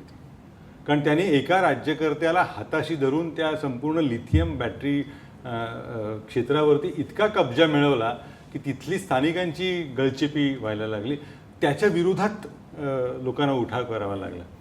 म्हणजे हे इतके गंभीर असे हे विषय आपल्यासमोर येत आहेत. आणि परत जेव्हा या विजेवर चालणाऱ्या बॅटऱ्या म्हटलं की त्याच्यामधला एक घटक असतो, हे सगळेजण पर्यावरण स्नेही ऊर्जा वगैरे म्हणतात. म्हणजे मुळात वीज कशी जाळायची, तर कोळसा जाळून करायची. म्हणजे we are just transferring the pollution. म्हणजे एलिमिनेट करत नाही आपण इकडचं पोल्युशन. शहरातले लोक आहेत, खूप बोंबाबोंब करतात, ग्राहक आहेत, त्यांचं पोल्युशन खेडेगावात गेलं तरी काही हरकत नाही. या इतक्या निष्ठुरपणे हा सगळा व्यवहार होतोय. आणि असं होतो असं वाटत नाही का, ते वाटतं. म्हणजे मागे एकदा गप्पा मारताना शरद जोशींनी खूप छान दाखला दिला होता. ते म्हणाले, तुम्हाला शहरातल्या लोकांना आपण ग्रामीण भागावर कसा अन्याय करतोय किंवा तुमच्या मानसिकतेतनं ग्रामीण भागामध्ये किती एक वेगळी दरी तयार होती आहे याचा अंदाज नाही. तर म्हटलं म्हणजे काय. तर म्हणाले, टी व्हीवरच्या जाहिरातीचा त्याने एक असा दाखला दिला. कामावरनं येणारा बाप हा शब्द त्यानेही वापरला म्हणून मी तसंच हे करतो आहे. तर वडील म्हणता येत नाही का वगैरे, उगीच त्याच्यावरनं निषेध वगैरे नको म्हणून, बाकी काही नाही. तर तो कामावरनं येणारा बाप म्हणतो आपल्या मुलांना कॅडबरी घेऊन येतो. आता हे जेव्हा खेडेगावातली पोरं बघतात, तो त्याचा बाप शेतात घाम पुसत कसा बसा घरी आलेला असतो, तो कुठनं कॅडबरी आणणार. त्याच्या दृष्टीनं हा काही असा नसतोच, प्रकारच नसतो घेताना पोराला कॅडबरी वगैरे घेऊन यावे असं काही नसतं. म्हणजे तुम्हाला लक्षात येत नाही, त्याच्या दृष्टिकोनातनं आपला बाप हा नालायक ठरायला लागतो. आता त्यामुळे प्रदूषण, इथेच प्रदूषण आहे का खेडेगावात. मी चंद्रपूर गडचिरोलीला भरपूरदा गेलो. तुम्ही खरंच या सगळ्या पर्यटनात कधी गेलात ना, तर त्या गावात जाऊन या. घरातनं 3-3दा पुसावं लागतं. ते कोळशाची भुकटी आलेली असते. गर्भपाताचं प्रमाण प्रचंड आहे. मग तिथे एखाद्याची सून जर गर्भवती असेल, तिला ठेवत नाहीत, ते दुसऱ्या गावात जाऊन राहा म्हणतात. कारण इतकं सगळं पर्यावरण हानिकारक आहे. तर तिथे वीज तयार करायची आणि मुंबईत गाड्यांसाठी चालवायची, हा एक मुद्दा झाला. परत त्याच्यासाठी जे कोबाल्ट लागतं ते यांत्रिक पद्धतीने उत्खननच करता येत नाही. तर कोबाल्टच्या विहिरीचं जर वर्णन केलं ना, तर अनेकांना काळजात लक्क होईल. त्या विहिरी खूप छोट्या असतात. कोबाळमध्ये तुम्ही कोबाल्ट खूप आहे म्हणून ते JCB वगैरे लावून कोबाल्ट पटापटा काढा असं होत नाही. त्या कोबाल्टच्या विहिरी इतक्या अरुंद असतात अशा, त्याच्यातनं फक्त लहान पोरंच खालती जाऊ शकतात. आणि हे काहीही अतिशयोक्ती नाही आहे. याचे सगळी वर्णनं लिहून ठेवली गेलेली आहेत अनेकांनी. आणि त्या मुलांकडून भिंती खरवडून नखानी खरवडाव्या लागतात त्यांना. आता हा कुठला पर्यावरण स्नेह आहे हे माहीतच नाही आपल्याला. कोबाल्ट नाहीच आहे. नायजेर नावाचा देश आहे, त्याच्यामध्ये प्रचंड मालकीच आहे. त्यामुळे हा जो जेव्हा आपण पर्यावरणाचा प्रश्न किंवा ऊर्जा वगैरे म्हणतो ना, त्यामुळे मला असं वाटतं की त्याच्यातला एक काव्यमयता किंवा वास्तवाचं भान नसणं हे खूप मोठ्या प्रमाणावरती. म्हणजे ते लोकांना वाटतं की ते पवनचक्की लावली की झालं, ती फिरती आणि वीज तयार होते. पण त्या काही दिवसांनी त्या पवनचक्क्याही निकामी होतात, ते पंखे निकामी होतात. आणि ते निकामी झालेले पंखे मोडीत कसे काढायचे हे माहिती नाही अजून. म्हणजे पर्यावरण स्नेही मार्गाने जसं प्लास्टिकची विल्हेवाट लावता येत नाही तशी त्या पंख्यांची विल्हेवाट लावता येत नाही. तर सांगायचा मुद्दा या सगळ्यामधला एवढा असा, म्हणजे जिथे आपण वर्तमानापाशी येऊन थांबतो, ही ऊर्जा चांगली ही वाईट माझ्या मते असं काही नसतंच. ऊर्जा ही ऊर्जाच असते. आणि अलीकडे खूप वारंवार हा शब्द ऐकायला येतो आणि मला तर त्या शब्दाचा अर्थच कळलेला नाही. मी अनेकांना विचारलं म्हणजे काय रे बाबा. नाही रे, ती पॉझिटिव्ह एनर्जी. अरे म्हणजे एनर्जी पॉझिटिव्हच असते. नाही, ते निगेटिव्ह एनर्जी कशी असू शकते का. तुम्हाला वाईट वाटत असू शकेल पण निगेटिव्ह एनर्जी अशी काही कन्सेप्टच नसते, असूच शकत नाही ना विज्ञानदृष्ट्या. निगेटिव्ह एनर्जी म्हणजे काय, ती काय मागे घेऊन जाते, मागे घेऊन घेतलं तरी इकडे बघता तर पुढेच जात असतो आपण. तर त्यामुळे ती पॉझिटिव्ह एनर्जीसारखे ते जे पर्यावरण स्नेही वगैरे ते हे मुद्दे येतात ना, हे मला असं वाटतं की त्याच्या पलीकडे जाऊन ऊर्जा बाजाराचा विचार व्हायला हवा. आणि त्याच्यासाठी एक आणि एकमेव मार्ग राहतो, त्या मार्गाकडे आपण सातत्यानं दुर्लक्ष करत आलेलो आहोत. तो मार्ग म्हणजे ऊर्जेच्या बाबतीत मिळेल त्या मार्गाने ती तयार करणं, मिळेल त्या मार्गाने. आणि मग हे जे सगळे बाकीचे ते मुद्दे आहेत ना, ते खूप खूप दुय्यम ठरतात.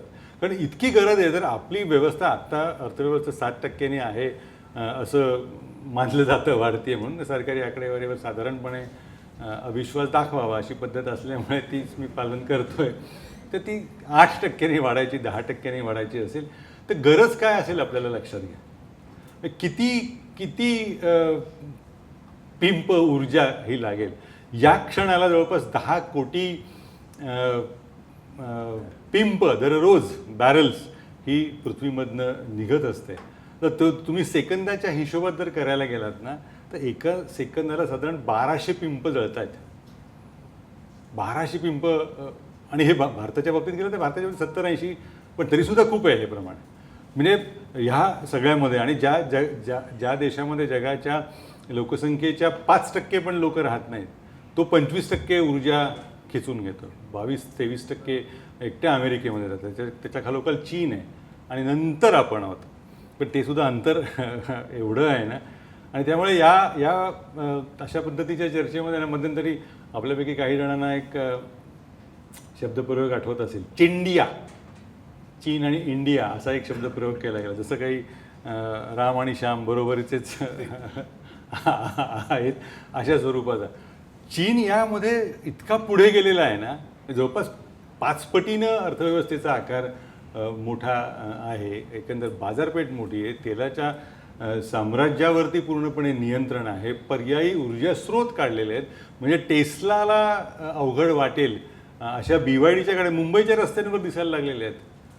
Build your dreams. BYDची गाडी बघा, म्हणजे 1 कोटीची जर टेस्लाची असेल तर याने 50 लाखाला ते देतात. आणि ह्या सगळ्याचा अर्थ असाच आहे की मिळेल त्या मार्गाने. अणुऊर्जा नको, हे नको असं काही नसतं. पोटाला नसेल ना काही, मिळेल ते खायला हवं. तसंच पद्धतीनं मिळेल त्या मार्गाने ऊर्जा घ्यायला हवी, नाही तर वाढणं अशक्य आहे. आणि आपला माझ्या दृष्टीनं शेवटचा मुद्दा आहे तो मांडतो. आणि प्रश्नोत्तरं घ्यायचे जराजी तर तो फक्त मांडतो. म्हणजे मला दोष कुठला वाटतो या सगळ्यामधला, स्वप्नच लहान पडतात हो. म्हणजे आपल्यातल्या मोठ्या माणसाला पण स्वप्न लहान पडतात. म्हणजे अब्दुल कलामांचं स्वप्न काय होतं तर 2020मध्ये, म्हणजे आता 2020 संपून गेलं पण ज्यांनी मांडलं तेव्हा ते 2000 सालची गोष्ट आहे. 2020मध्ये 20,000 मेगावॅट अणुऊर्जा भारतात तयार व्हायला हवी. आता ते लक्ष कधीच मागे पडलं. अजून आपले आज 8,000च्या आसपास फक्त मेगावॅट वीज तयार होते. ही 5% पण नाही आहे देशाच्या विजेच्या गरजेपेक्षा. आणि अणुऊर्जा चांगली का वाईट वगैरे वगैरे हे सगळे मुद्दे नंतर येतात. पण अत्यंत स्वस्त, अत्यंत काय म्हणतात त्याला 100% तुम्हाला ती मिळणार म्हणजे मिळणार. बाकीच्या ऊर्जांचं कसं असतं, उदाहरणार्थ सौर ऊर्जा तुम्हाला 100 मेगावॅट सांगितलं तरी 100 मेगावॅट मिळेलच असं नाही, कारण तिचं पहिल्या दिवसापासूनच प्रमाण कमी असतं. अणुऊर्जेचं तसं नाही. ती एकदा मिळायला लागली की अखंड मिळते, बंदच करता येत नाही. तेव्हा ती एक महत्त्वाची, ज्याला दीर्घकालीन ऊर्जा स्रोत म्हणतात, ती असायला हवी. तर आपलं ते स्वप्न होतं 2020 साली 20,000 मेगावॅट. आता त्याला म्हणजे मुदत संपून 6 वर्ष झालेली आहेत. आपण त्याच्या निम्मे पण पोचलेलो नाही. आणि ज्याला विरोध केला गेला, ज्या करारासाठी अमेरिकेसमोर आपण शरणागती पत्करली किंवा अमेरिकेला आपण विकलो गेलो वगैरे वगैरे हे सगळे आपण ऐकत मतदान करत आलो. तो करार ज्यांनी अमेरिकेसमोर शरणागती पत्करली त्यांचं सरकार गेल्यानंतर अजून आपण रद्द करू शकलेलो नाही. त्या कराराची पूर्तता पण झालेली नाही. मी ते जुन्या सिनेमामध्ये तो एक अजित नावाच्या विलनच्या तोंडी एक वाक्य असायचं ना, इसको लिक्विड ऑक्सीजन में रख दो, लिक्विड इसे जीने नहीं देगा और ऑक्सीजन मरने. अणु करारात असा आहे, रद्द करा ना, वाईट आहे तर तोही केलेला नाही, अंमलातही आलेला नाही.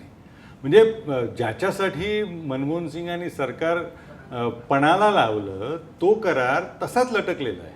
आणि ज्याच्यासाठी म्हणजे आपण इतक्या देशांकडनं त्याला माफी मिळवली, ऑस्ट्रेलिया असेल, जपानी तंत्रज्ञान असेल, जे भारतात अणुऊर्जा द्यायला तयार होते, अणु इंधन द्यायला तयार होते, ते आलेलं नाही. दरम्यानच्या काळात मग ठीक आहे ते मिळत नाही तर आपलं थोरियम विकसित करावं, तिथेही बोंबच आहे. सुदैव आपलं LTTEचा बिमोड झाला. भारतातलं थोरियम तामिळ टायगर्सकडून स्मगल होत होतं. रामेश्वर आणि कन्याकुमारी हा सगळा परिसर आहे, तिथल्या वाळूमध्ये थोरियम मोठ्या प्रमाणावरती आहे. म्हणजे अगदी आजच काकोडकरांचं सुद्धा याच विषयावरती विधान आहे की थोरियम तरी करा ना सुरुवात, वापरायला लागा ना. नाही, ते होत नाही. मी एकदा काकोडकरांना त्यांची मुलाखत घेतली होती. खूप सुंदर वाक्य, एकदम फिलॉसॉफिकल वाक्य असं त्याच्यामध्ये वापरलं. विषय असा होता की जैतापूरचा प्रकल्प वगैरे वगैरे वगैरे, आणि त्याला खूप मोठ्या प्रमाणावरती विरोध होत होता. आणि अर्थातच पर्यावरणवादी असं म्हणवणारे, खरं म्हणजे त्याच्यासाठी काही एक विशेष शास्त्रीयदृष्ट्या काही एक अर्हता वगैरे असायला हवी ना, पण असं नाही. जसं राजकारणी होण्यासाठी नसते अर्हता, तशीच ही पण असावी होता. अनेक जण पर्यावरणवादी असतात, असायलाच हवं, काय हरकत नाही, निदान ते तरी प्रेमाने करा, ते जाऊ द्या, तो वेगळा मुद्दा. तर याला विरोध झाला तेव्हा मी काकोडकरांना हा प्रश्न विचारला होता की अहो पण ते पर्यावरणासाठी खूप मारक आहे ना, हे जे चाललेलं आहे ते एवढा मोठा अणुऊर्जेचा जर प्रकल्प आला तर पर्यावरणासाठी खूप मारक ठरेल ना ते. तर त्यांनी त्याला उत्तर दिलं, ते खूप सुंदर उत्तर आहे. आणि काकोडकरांचा मोठेपणा काय तेही सांगतो. तर त्यांनी उत्तर असं दिलं, Girish, don't get into this details. Poverty is the biggest pollutant. गरिबीसारखं प्रदूषक दुसरं काही नाही, गरिबीच महत्त्वाची आहे, तिलाच दूर करायला हवं आणि त्यासाठी ऊर्जा हवी. तर या वाक्यासाठी मी तेव्हा त्यांचं खूप कौतुक केलं आहे. म्हटलं काय सुंदर बोललात हो तुम्ही. तर त्यांनी सांगितलं हे विधान माझं नाही, इंदिरा गांधींचं आहे. इंदिरा गांधींनी केलेलं विधान आहे. जेव्हा आंतरराष्ट्रीय ऊर्जा परिषद सुरू झालेली होती 74च्या आणि बुद्ध हसला या अणु चाचण्यानंतर जेव्हा ती झाली, तेव्हा अमेरिकेच्या आणि या विकसित जगातल्या अनेकांनी भारतावरती प्रदूषणकारी तुम्ही आहात म्हणून अणुऊर्जेला त्याचा आधार घेत आहे आणि त्यामुळे भारतात प्रदूषण खूप मोठ्या प्रमाणावरती होईल. तेव्हा त्या पॅरिसमधल्या, मला वाटतं पॅरिसमधल्या बैठकीमध्ये, सगळ्या बैठकीमध्ये इंदिरा गांधीने असं तोंडी छान मस्त वाक्य फेकलं होतं, don't tell us about this, poverty is the biggest pollutant. तर मला असं वाटतं की ती जर घालवायची असेल तर मिळेल त्या मार्गाने ऊर्जा साध्य ते करणं हाच मार्ग आहे. बाकीच्या सगळ्या देशांचं ऊर्जेने इतकं पोट भरलेलं आहे. नॉर्वेसारखा देश असेल, साऊथ कोरियासारखा देश असेल, चीनची तुलनाच होऊ शकत नाही. हे सगळे जे विकसित देश आहेत. मी जेव्हा पहिल्यांदा इस्रायलला गेलो आणि पहाटे असं 2:30-3 वाजता पोचलो आणि जेव्हा हॉटेलमध्ये जात होतो तेव्हा त्या हॉटेलच्या खाली तिथे मोठी शोरूम्स होती. म्हटलं तर रात्री शॉपिंग वगैरे पण होतं का? तर नाही, पण म्हटलं मग दिवे कसे लावलेले आहेत? त्यांना दिवे बंद करावे लागतात, याचं आश्चर्य वाटलेलं होतं. दिव्यांची काय म्हणजे अशी एवढी अमर्याद ऊर्जा या देशांनी कमावलेली आहे. आणि या पार्श्वभूमीवरती आपलं तत्त्वज्ञान, मला असं वाटतं ते बदलायला हवं. आपलं तत्त्वज्ञान म्हणजे आपले साधे महाराष्ट्र राज्याची वीज खातं आहे, त्याचीसुद्धा जाहिरातीचं वाक्य आत्तापर्यंत काय होतं ते आठवून बघा. ऊर्जेची विजेची बचत म्हणजे विजेची निर्मिती. म्हणजे कसं बचत काय, एक दिवा काय म्हणजे बचत, इतकी तुम्ही ऊर्जा द्यायला हवी. आपण 20,000 मेगावॅट म्हणत नाही आहे. फ्रान्स 80% फ्रान्स हा अणुऊर्जेवर चालतो. ह्या सगळ्याचा विचार करता ह्या संकटातनं हे जे आत्ताचे जे संघर्ष आहेत हे सगळे पुन्हा एकदा ऊर्जेवरती स्वामित्व मिळवणं यातनंच झालेले आहेत. ते जर त्याच्यात अडकायचं नसेल तर मला असं वाटतं की मिळेल त्या मार्गाने ऊर्जेच्या स्रोतांवरती कब्जा करणं, मिळेल त्या मार्गाने ऊर्जा तयार करणं, सौर असेल, लाटांवरनं होणारी असेल, पवन ऊर्जा असेल, इथेनॉल असेल, जे काय असेल ते असेल, पण काहीतरी करा. आणि ते होत नाही हा माझ्यासारख्याच्या ऊर्जाप्रेमी माणसाचा खतखतणारा विषय असतो. अलीकडेच काही महिन्यांपूर्वीच इथेनॉलच्या प्रोडक्शनसाठी, उत्पादनासाठी प्रचंड प्रमाणावरती जाहिराती दिल्या गेल्या, कारखानदारीला उत्तेजन दिलं गेलं. कारण का तर वाहनांमध्ये 20% इथेनॉल वापरलं की ते त्याला ब्लेंडिंग हा शब्द वापरला होता, ते ब्लेंड करून इथेनॉलची मागणी जास्त वाढली तर पेट्रोलची तेवढी गरज कमी होईल. हा त्यातला साधा विषय होता. तसं काही घडलेलं नाही आहे. आता अनेक कंपन्यांनी त्या सरकारच्या आश्वासनावर विसंबून एवढी प्रचंड गुंतवणूक करून ठेवलेली आहे इथेनॉलमध्ये की त्या गुंतवणुकीचं करायचं काय हा प्रश्न पडला आहे. महाराष्ट्रात जवळपास 30 कारखान्यांनी इथेनॉल एवढं प्रोड्यूस होतं पण ते त्याला काही मागणीच नाही, कारण 20% गेलो नाही. 20%च्या पुढे जाणं जमतं आहे की न जमतं आहे हा त्यातला एक वेगळा विषय आहे. अनेकांचा त्याला विरोध आहे, कारण एक कॅलरिफिक व्हॅल्यू नावाचा प्रकार असतो तांत्रिकदृष्ट्या, त्याच्यामध्ये शिरत नाही मी. पण या सगळ्या मुद्द्यांमुळे होतं आहे असं की, आणि त्याच वेळेला हे आपल्याकडेच होतं आहे का, ब्राझीलसारख्या देशांमध्ये जिथे प्रचंड प्रमाणावरती ऊस आणि साखर तयार होते त्या देशांनी 100% इथेनॉलवर चालणाऱ्या गाड्या आणलेल्या आहेत. आणि ज्या कंपन्या भारतामध्ये आहेत त्याच कंपन्यांनी तिथे आणलेल्या आहेत. पण हे सगळी अशी आपल्याकडची गुंतागुंत एकाच कारणाने होते. ऊर्जेच्या बाबतीमध्ये आपण म्हणजे अजिबातच स्वयंपूर्ण नाही. म्हणजे मला असं आठवतं एक विधानसभा निवडणुकीच्या वेळेला एका नेत्यांनी असं आश्वासन दिलं होतं की पुढच्या 5 वर्षांमध्ये महाराष्ट्र लोड शेडिंग मुक्त होईल वगैरे वगैरे.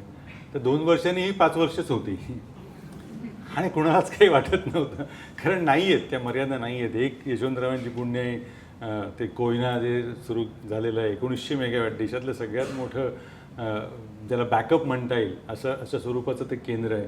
आणि ते केंद्र का महत्त्वाचं आहे तर या क्षेत्रामध्ये हायड्रो इलेक्ट्रिसिटीज अशी आहे की जेव्हा ती गरज असेल तेव्हा तयार करता येते. वीज तयार झाली, कोळशाचा विजेचा कारखाना, विजेचं उत्पादन एकदा सुरू झालं की ते थांबवता येत नाही. अणुऊर्जेचं थांबवता येत नाही. बाकीच्या पवन ऊर्जा वगैरे त्याच्या मर्यादा आहेत, कारण ते काय वारा नाही आला तर करणार काय, तर तो एक प्रश्न आहे. आणि सौर ऊर्जेचा पण तोच मुद्दा, रात्री कसं त्या साठवायची किती. त्यामुळे ह्या 2-4 या स्रोतांवरती आपलं सगळं दुकान सुखेनैव चालू आहे. म्हणजे मुंबई पुण्यामध्ये वीज जात नाही, त्यामुळे पुण्यामध्ये नाही मुंबईमध्ये तरी म्हणून तेवढं जाणवत नाही. आणि त्याचं श्रेय पण ते एका वेगळ्याच अभियंत्याला आहे, तो वेगळा मुद्दा. पण बाहेर अजूनही सहज वीज जाते. जरा उन्हाळा सुरू झाला आहे, तुम्ही खेडेगावांना जाऊन बघा, वीज जाते. आपल्या अनेक शेतकऱ्यांचे मृत्यू रात्री पाणी द्यायला शेतात जावं लागतं तेव्हा 7 विंचूचाहून झालेले आहेत. आणि हे सगळं ऊर्जेच्या संदर्भातलं आहे. त्यामुळे ऊर्जा माझ्यासारख्या छोट्या त्यातल्या अभ्यासकाला एवढंच वाटतं, मिळेल त्या मार्गाने, मिळेल तिथून ती तयार करायला हवी. रशियाकडून घ्या, कतारकडून घ्या, कोणाकडून तरी घ्या, पण घ्या. कारण चुली बंद पडणं हे परवडणार. आणि आपलं पाप काय बघा ना, आत्ताच या महापालिकेला पर्यावरणाची जाणीव झाली आणि सगळ्या चुलीवर चालणाऱ्या बेकऱ्या बंद करा म्हणून सांगितलं. ते गॅसवर केले आणि ते गॅसच बोंबलला. नको ते उद्योग करायला जातो आणि ही अशी अवस्था येते. असो, मला असं वाटतं मी भरपूर बोललेलो आहे. हा विषय इतका आवडीचा आहे, अजूनही बोलता येईल. सुरुवातीला थोडासा इथे यायला विलंब झाला, त्याबद्दल दिलगिरी व्यक्त करतो. इथे या गल्लीच्या तोंडाशी एक फायर ब्रिगेडचा बंब तुंबून बसलेला होता, त्याला पुढे जाता येईना मागे जाता येईना, त्याच्यामुळे आम्हाला इथे उलटा यायला थोडासा वेळ झाला. त्याबद्दल दिलगिरी व्यक्त करतो. थांबतो. प्रश्नोत्तरं असतील तर मला आवडेल. धन्यवाद. अचानक त्यांना हे सगळं करावं लागलं असं काही असेल असं वाटत नाही, कारण ते जे टेक उद्योग करतात ना त्यातला तो एनर्जी कन्झ्युमिंग जो डेटा सेंटर हा प्रकार आहे तो आपल्यासारख्या देशातच होतो. जिथे काही नाही आहे तिथेच डेटा सेंटरचा प्रचार सुरू आहे. त्या देशाचा पुन्हा एक नशीब चांगलं असं की 2015 ते 2018 कालखंड हा अमेरिकेसाठी खूप महत्त्वाचा आहे. अमेरिके कायद्यानुसार तेल निर्यात करता येत नव्हतं त्या देशाला.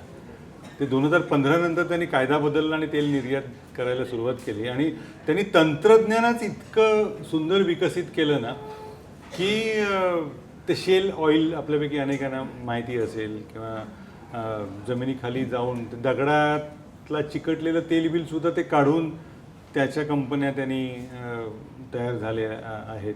त्यामुळे त्या देशात त्याची बेगमी झालेली नाही. आजची तर परिस्थिती अशी आहे की अमेरिका तेलाच्या बाबतीत स्वयंपूर्ण आहे आणि मला हा भरून येतो हा प्रकार सांगताना. 2001 साली जेव्हा 9/11 घडलं वर्ल्ड ट्रेड सेंटरवर, तेव्हा अमेरिकेच्या अध्यक्षपदी जॉर्ज बुश होते रिपब्लिकन पक्षाचे. त्यांनी जाहीर विधान केलं की पुढच्या 2 दशकांमध्ये अमेरिका तेलाच्या बाबतीत स्वयंपूर्ण होईल. आणि सरकारी विधान असून सुद्धा प्रॉब्लेम असा की ते खरं ठरलं. त्याच्यानंतर रिपब्लिकन्स गेले, डेमोक्रॅट्स आले, डेमोक्रॅट्स गेले, रिपब्लिकन्स आले, पण ते लक्ष त्यांचं बदललं नाही.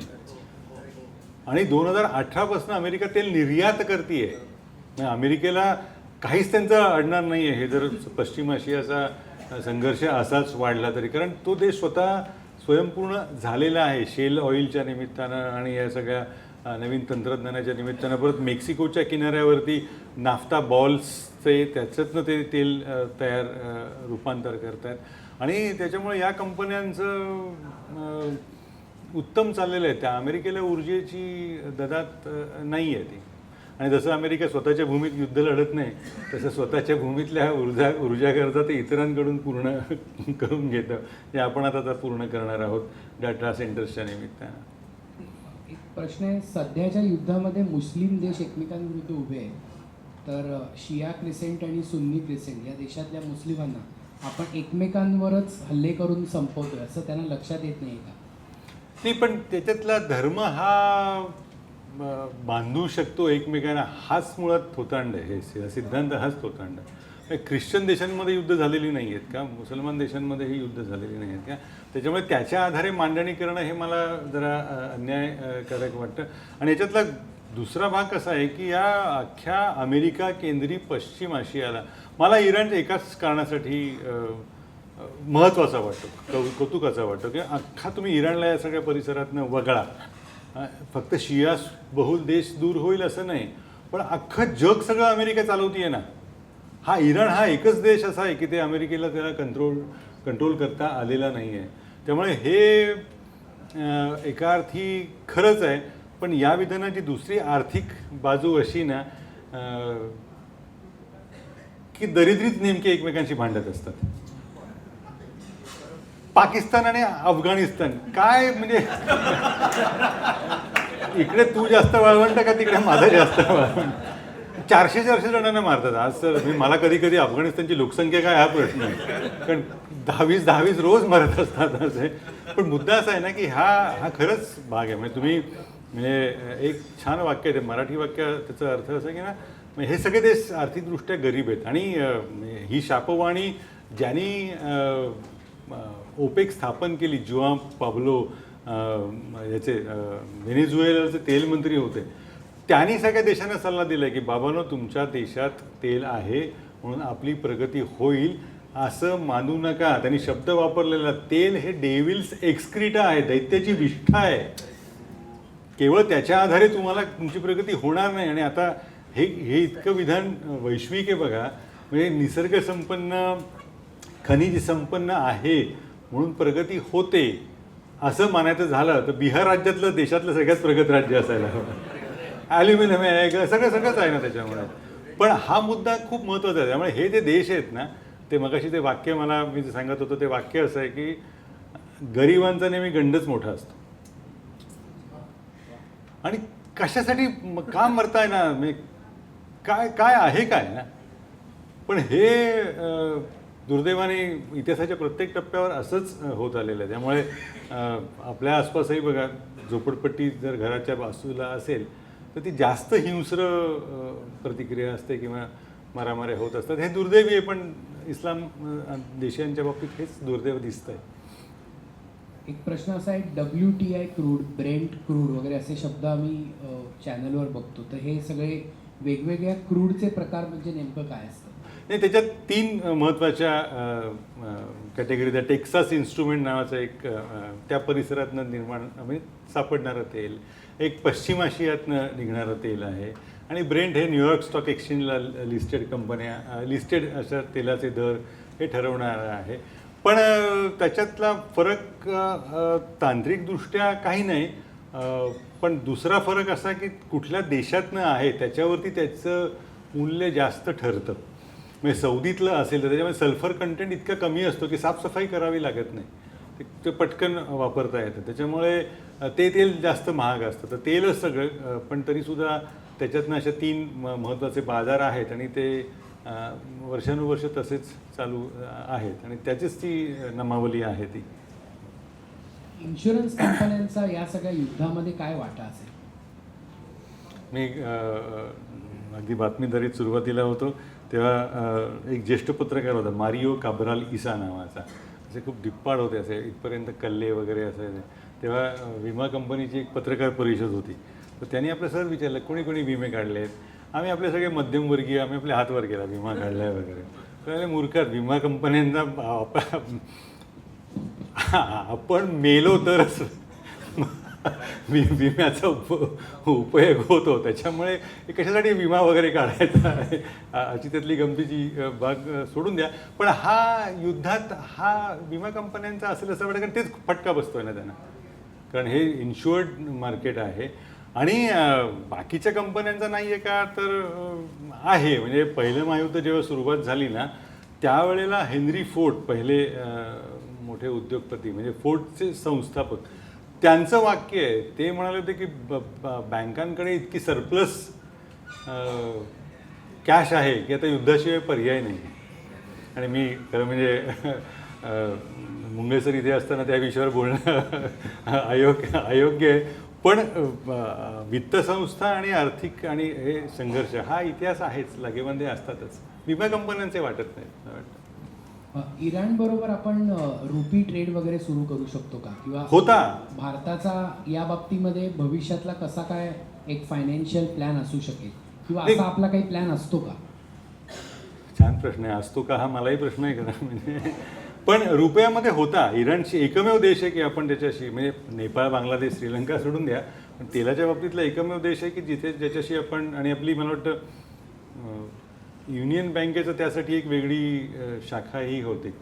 तो देश आपल्याला रुपयामध्ये करत होता, पण तरी पण त्या देशाला आपण तसं वाऱ्यावरच सोडलं. बाकीच्या सगळ्यांशी व्यवहार हे डॉलरमध्ये करावे लागतात. त्याच्यामुळे एक खेळी जी गेम थिअरी आहेत, तर ते कोणी त्यातले तज्ज्ञ आहेत ना त्यांच्याकडून मांडली जाते की इराण इतकं टॅक्टिक असं छान वापरतोय की ते त्या हुर्मुझ खाडीमधनं जाणाऱ्या तेलाची किंमत आम्हाला युआनमध्ये द्या असं सांगतात. आता हे अजून मी तपशील बघितलेलं नाही आहे, डॉलरमध्ये नाही का, युआनमध्ये द्या. म्हणजे एका अर्थाने डॉलरचं महत्त्व कमी लेखणं हा त्यातला आहे. पण रुपयामध्ये होता, आणि आपण म्हणूनच मगाशी म्हटलं तसं इराक काय मिळेल त्याच्याकडनं तेल घ्यायला हवं. हे होत नव्हतं का असं नाही, ते सरकारी पातळीवर त्याच्यासाठी ते सातत्यानं प्रयत्न करावे लागतात ना, त्यातनं होत नाही. जेव्हा इराक युद्ध झालं, सद्दाम हुसेन उलथून पाडले गेले, त्या तेलावरती जेव्हा निर्बंध आणले गेले ना, त्या भारतातल्या एका कंपनीने तेल व्यवहार केलेले आहेत इराकशी. आणि अमेरिकन ट्रेजरीचे ते प्रमुख होते पोल वॉल्करनं म्हणून, त्यांना या सगळ्याच्या चौकशीसाठी नेमलं होतं. ते वॉल्कर रिपोर्ट गुगलवर सहज तुम्हाला मिळतं. वॉल्कर रिपोर्ट काढून बघा, कुठल्या भारतीय कंपनीने व्यवहार केले होते. हे काही सांगायची गरज नाही, पण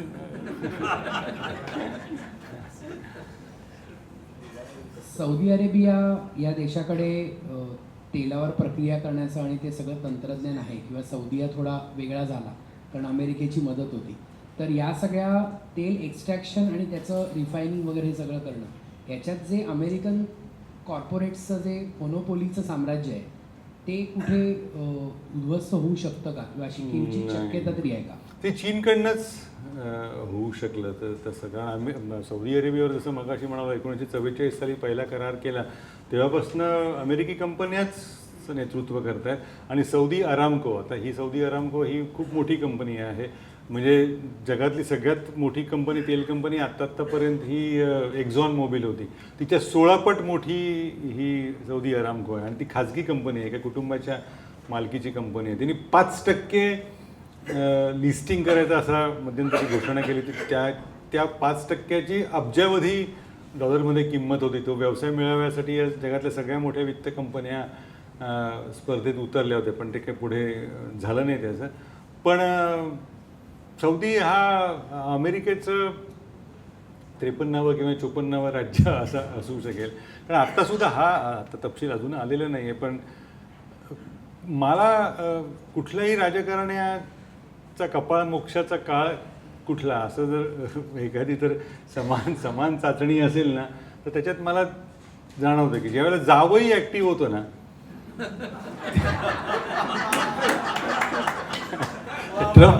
ट्रम्प यांचा जावई याच्यामध्ये खूप मोठ्या प्रमाणावरती आहे. इस्रायल आणि सौदीशी डील करणं. आणि तो तुम्हाला एक पत्रकाराचं नाव आठवत असेल, खशोगजी नावाचा, तो त्याला मारलं गेलं. त्याला खांडोळ्या करून त्याला अमेरिकेने माफी दिली, कारण त्याचे आणि यांचे आर्थिक लागेबंधे असल्याचं निष्पन्न झालं. आणि आत्ताही ट्रम्प यांचा जावई हा आपल्याकडे तो लग्नाला येऊन गेला, त्याच्यामुळे काय झालं ते बघितलं आपण.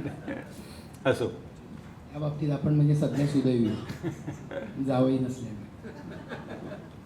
एक शेवटचा प्रश्न असा आहे की भारत ऊर्जेची गरज म्हणून सगळ्या देशांवर अवलंबून आहे, हा माझाच प्रश्न आहे. आणि भारताला कुठल्याही देशातून येणारं तेल हे निषिद्ध राहील. तर मग भविष्यात भारताची स्ट्रॅटेजिक खेळी काय असेल? मला असं वाटतं की मिळेल त्या मार्गाने ना, ऊर्जा सरप्लस होण्याला पर्याय नाही आहे. म्हणजे महाराष्ट्र सरकारची एक चांगली योजना आहे तिथे शेतकऱ्यांसाठी सौर ऊर्जेवरती जे त्यांनी केले आहेत ना, याच्यामुळे जग बदलणार आहे का? तर जग बदलणार नाही, पण विजेवरचं अवलंबित्व कमी होईल ना. इथेनॉल असेल, कोळसा असेल, कारण तेलासारखं सुटसुटीत अजूनही दुसरं कुठलं इंधनच नाही हो. म्हणजे 5 लिटर द्या, तर 5 लिटर युरेनियम द्या म्हणू शकत नाही, 5 लिटर सोलर ऊर्जा देऊ शकत नाही. हाच एक घटक असा आहे ना की तो खूप अत्यंत सोयीचा आहे, म्हणून त्याला मरण नाही आहे. मला असं वाटतं की 2 आघाड्यांवर ही लढाई लढली जायला हवी. एक जसं जपानने केलं तसं भारतीय कंपन्यांना यासाठी भविष्य काय असेल, भविष्यात तेल जाणार आहे का, मरणार आहे का? आपला कालचा नीती आयोगाचा अहवाल काढून बघा, तोच सांगतो की 6% गतीने आपली तेलाची मागणी वाढणार आहे. आणि आपला म्हणजे लोकांना विरोधाभास लक्षात येत नाही, जगातला सगळ्यात मोठा कोळसा खाणवाला हा आपला एन्व्हायरमेंटल फ्रेंडली एनर्जीवाला आहे. कोण काय झालं ते समजून घ्यायचं, तसे बघून घ्या तुम्ही. म्हणजे दोन्ही गोष्टी आपल्याकडे आनंदाने राहू शकतात. त्यामुळे धोरणं कुठली असतील ना, तर तेलाच्या म्हणजे इंधन क्षमतेवरती असं चांगलं काम व्हायला हवं. जशा जपानी 1 लिटरवरती 100 किलोमीटर जाणारी गाडी काढा ना, त्याचा वापर कमी होईल ना. मिळेल त्या मार्गाने ऊर्जा करत राहायला हवं. त्यामुळे एका बाजूने असं अभियांत्रिकीवर काम असायला हवं, दुसऱ्या बाजूने ऊर्जा स्रोतांवरती काम असायला हवं. मिळेल त्या मार्गानं वीज तयार करायला हवे, पण ते होत नाही दुर्दैवाने. धन्यवाद. या उत्तम प्रतिसादाबद्दल तुमचं एक अभिनंदन करायला पाहिजे, कारण अशा व्याख्यानानंतर बऱ्याचदा आयोजकांना प्रश्न पेरण्याची वेळ येते, तर ती न आल्याबद्दल तुमचं अभिनंदन. आणि कालनिर्णयतर्फे हे जो संवाद आयोजित केला त्याबद्दल कालनिर्णयाचं अभिनंदन. महत्त्वाची एक सूचना म्हणजे गिरीश सरांच्या पुस्तकाविषयी जयराज सरांनी सुरुवातीला जी उल्लेख केली की राजहंस प्रकाशनची सगळी पुस्तकं इकडे विक्रीसाठी उपलब्ध आहेत डिस्काउंटेड प्राईजला, तर अवश्य तुम्हाला इच्छा असेल तर घ्या. हा कार्यक्रम इथे संपन्न झाला असं मी जाहीर करतो. धन्यवाद.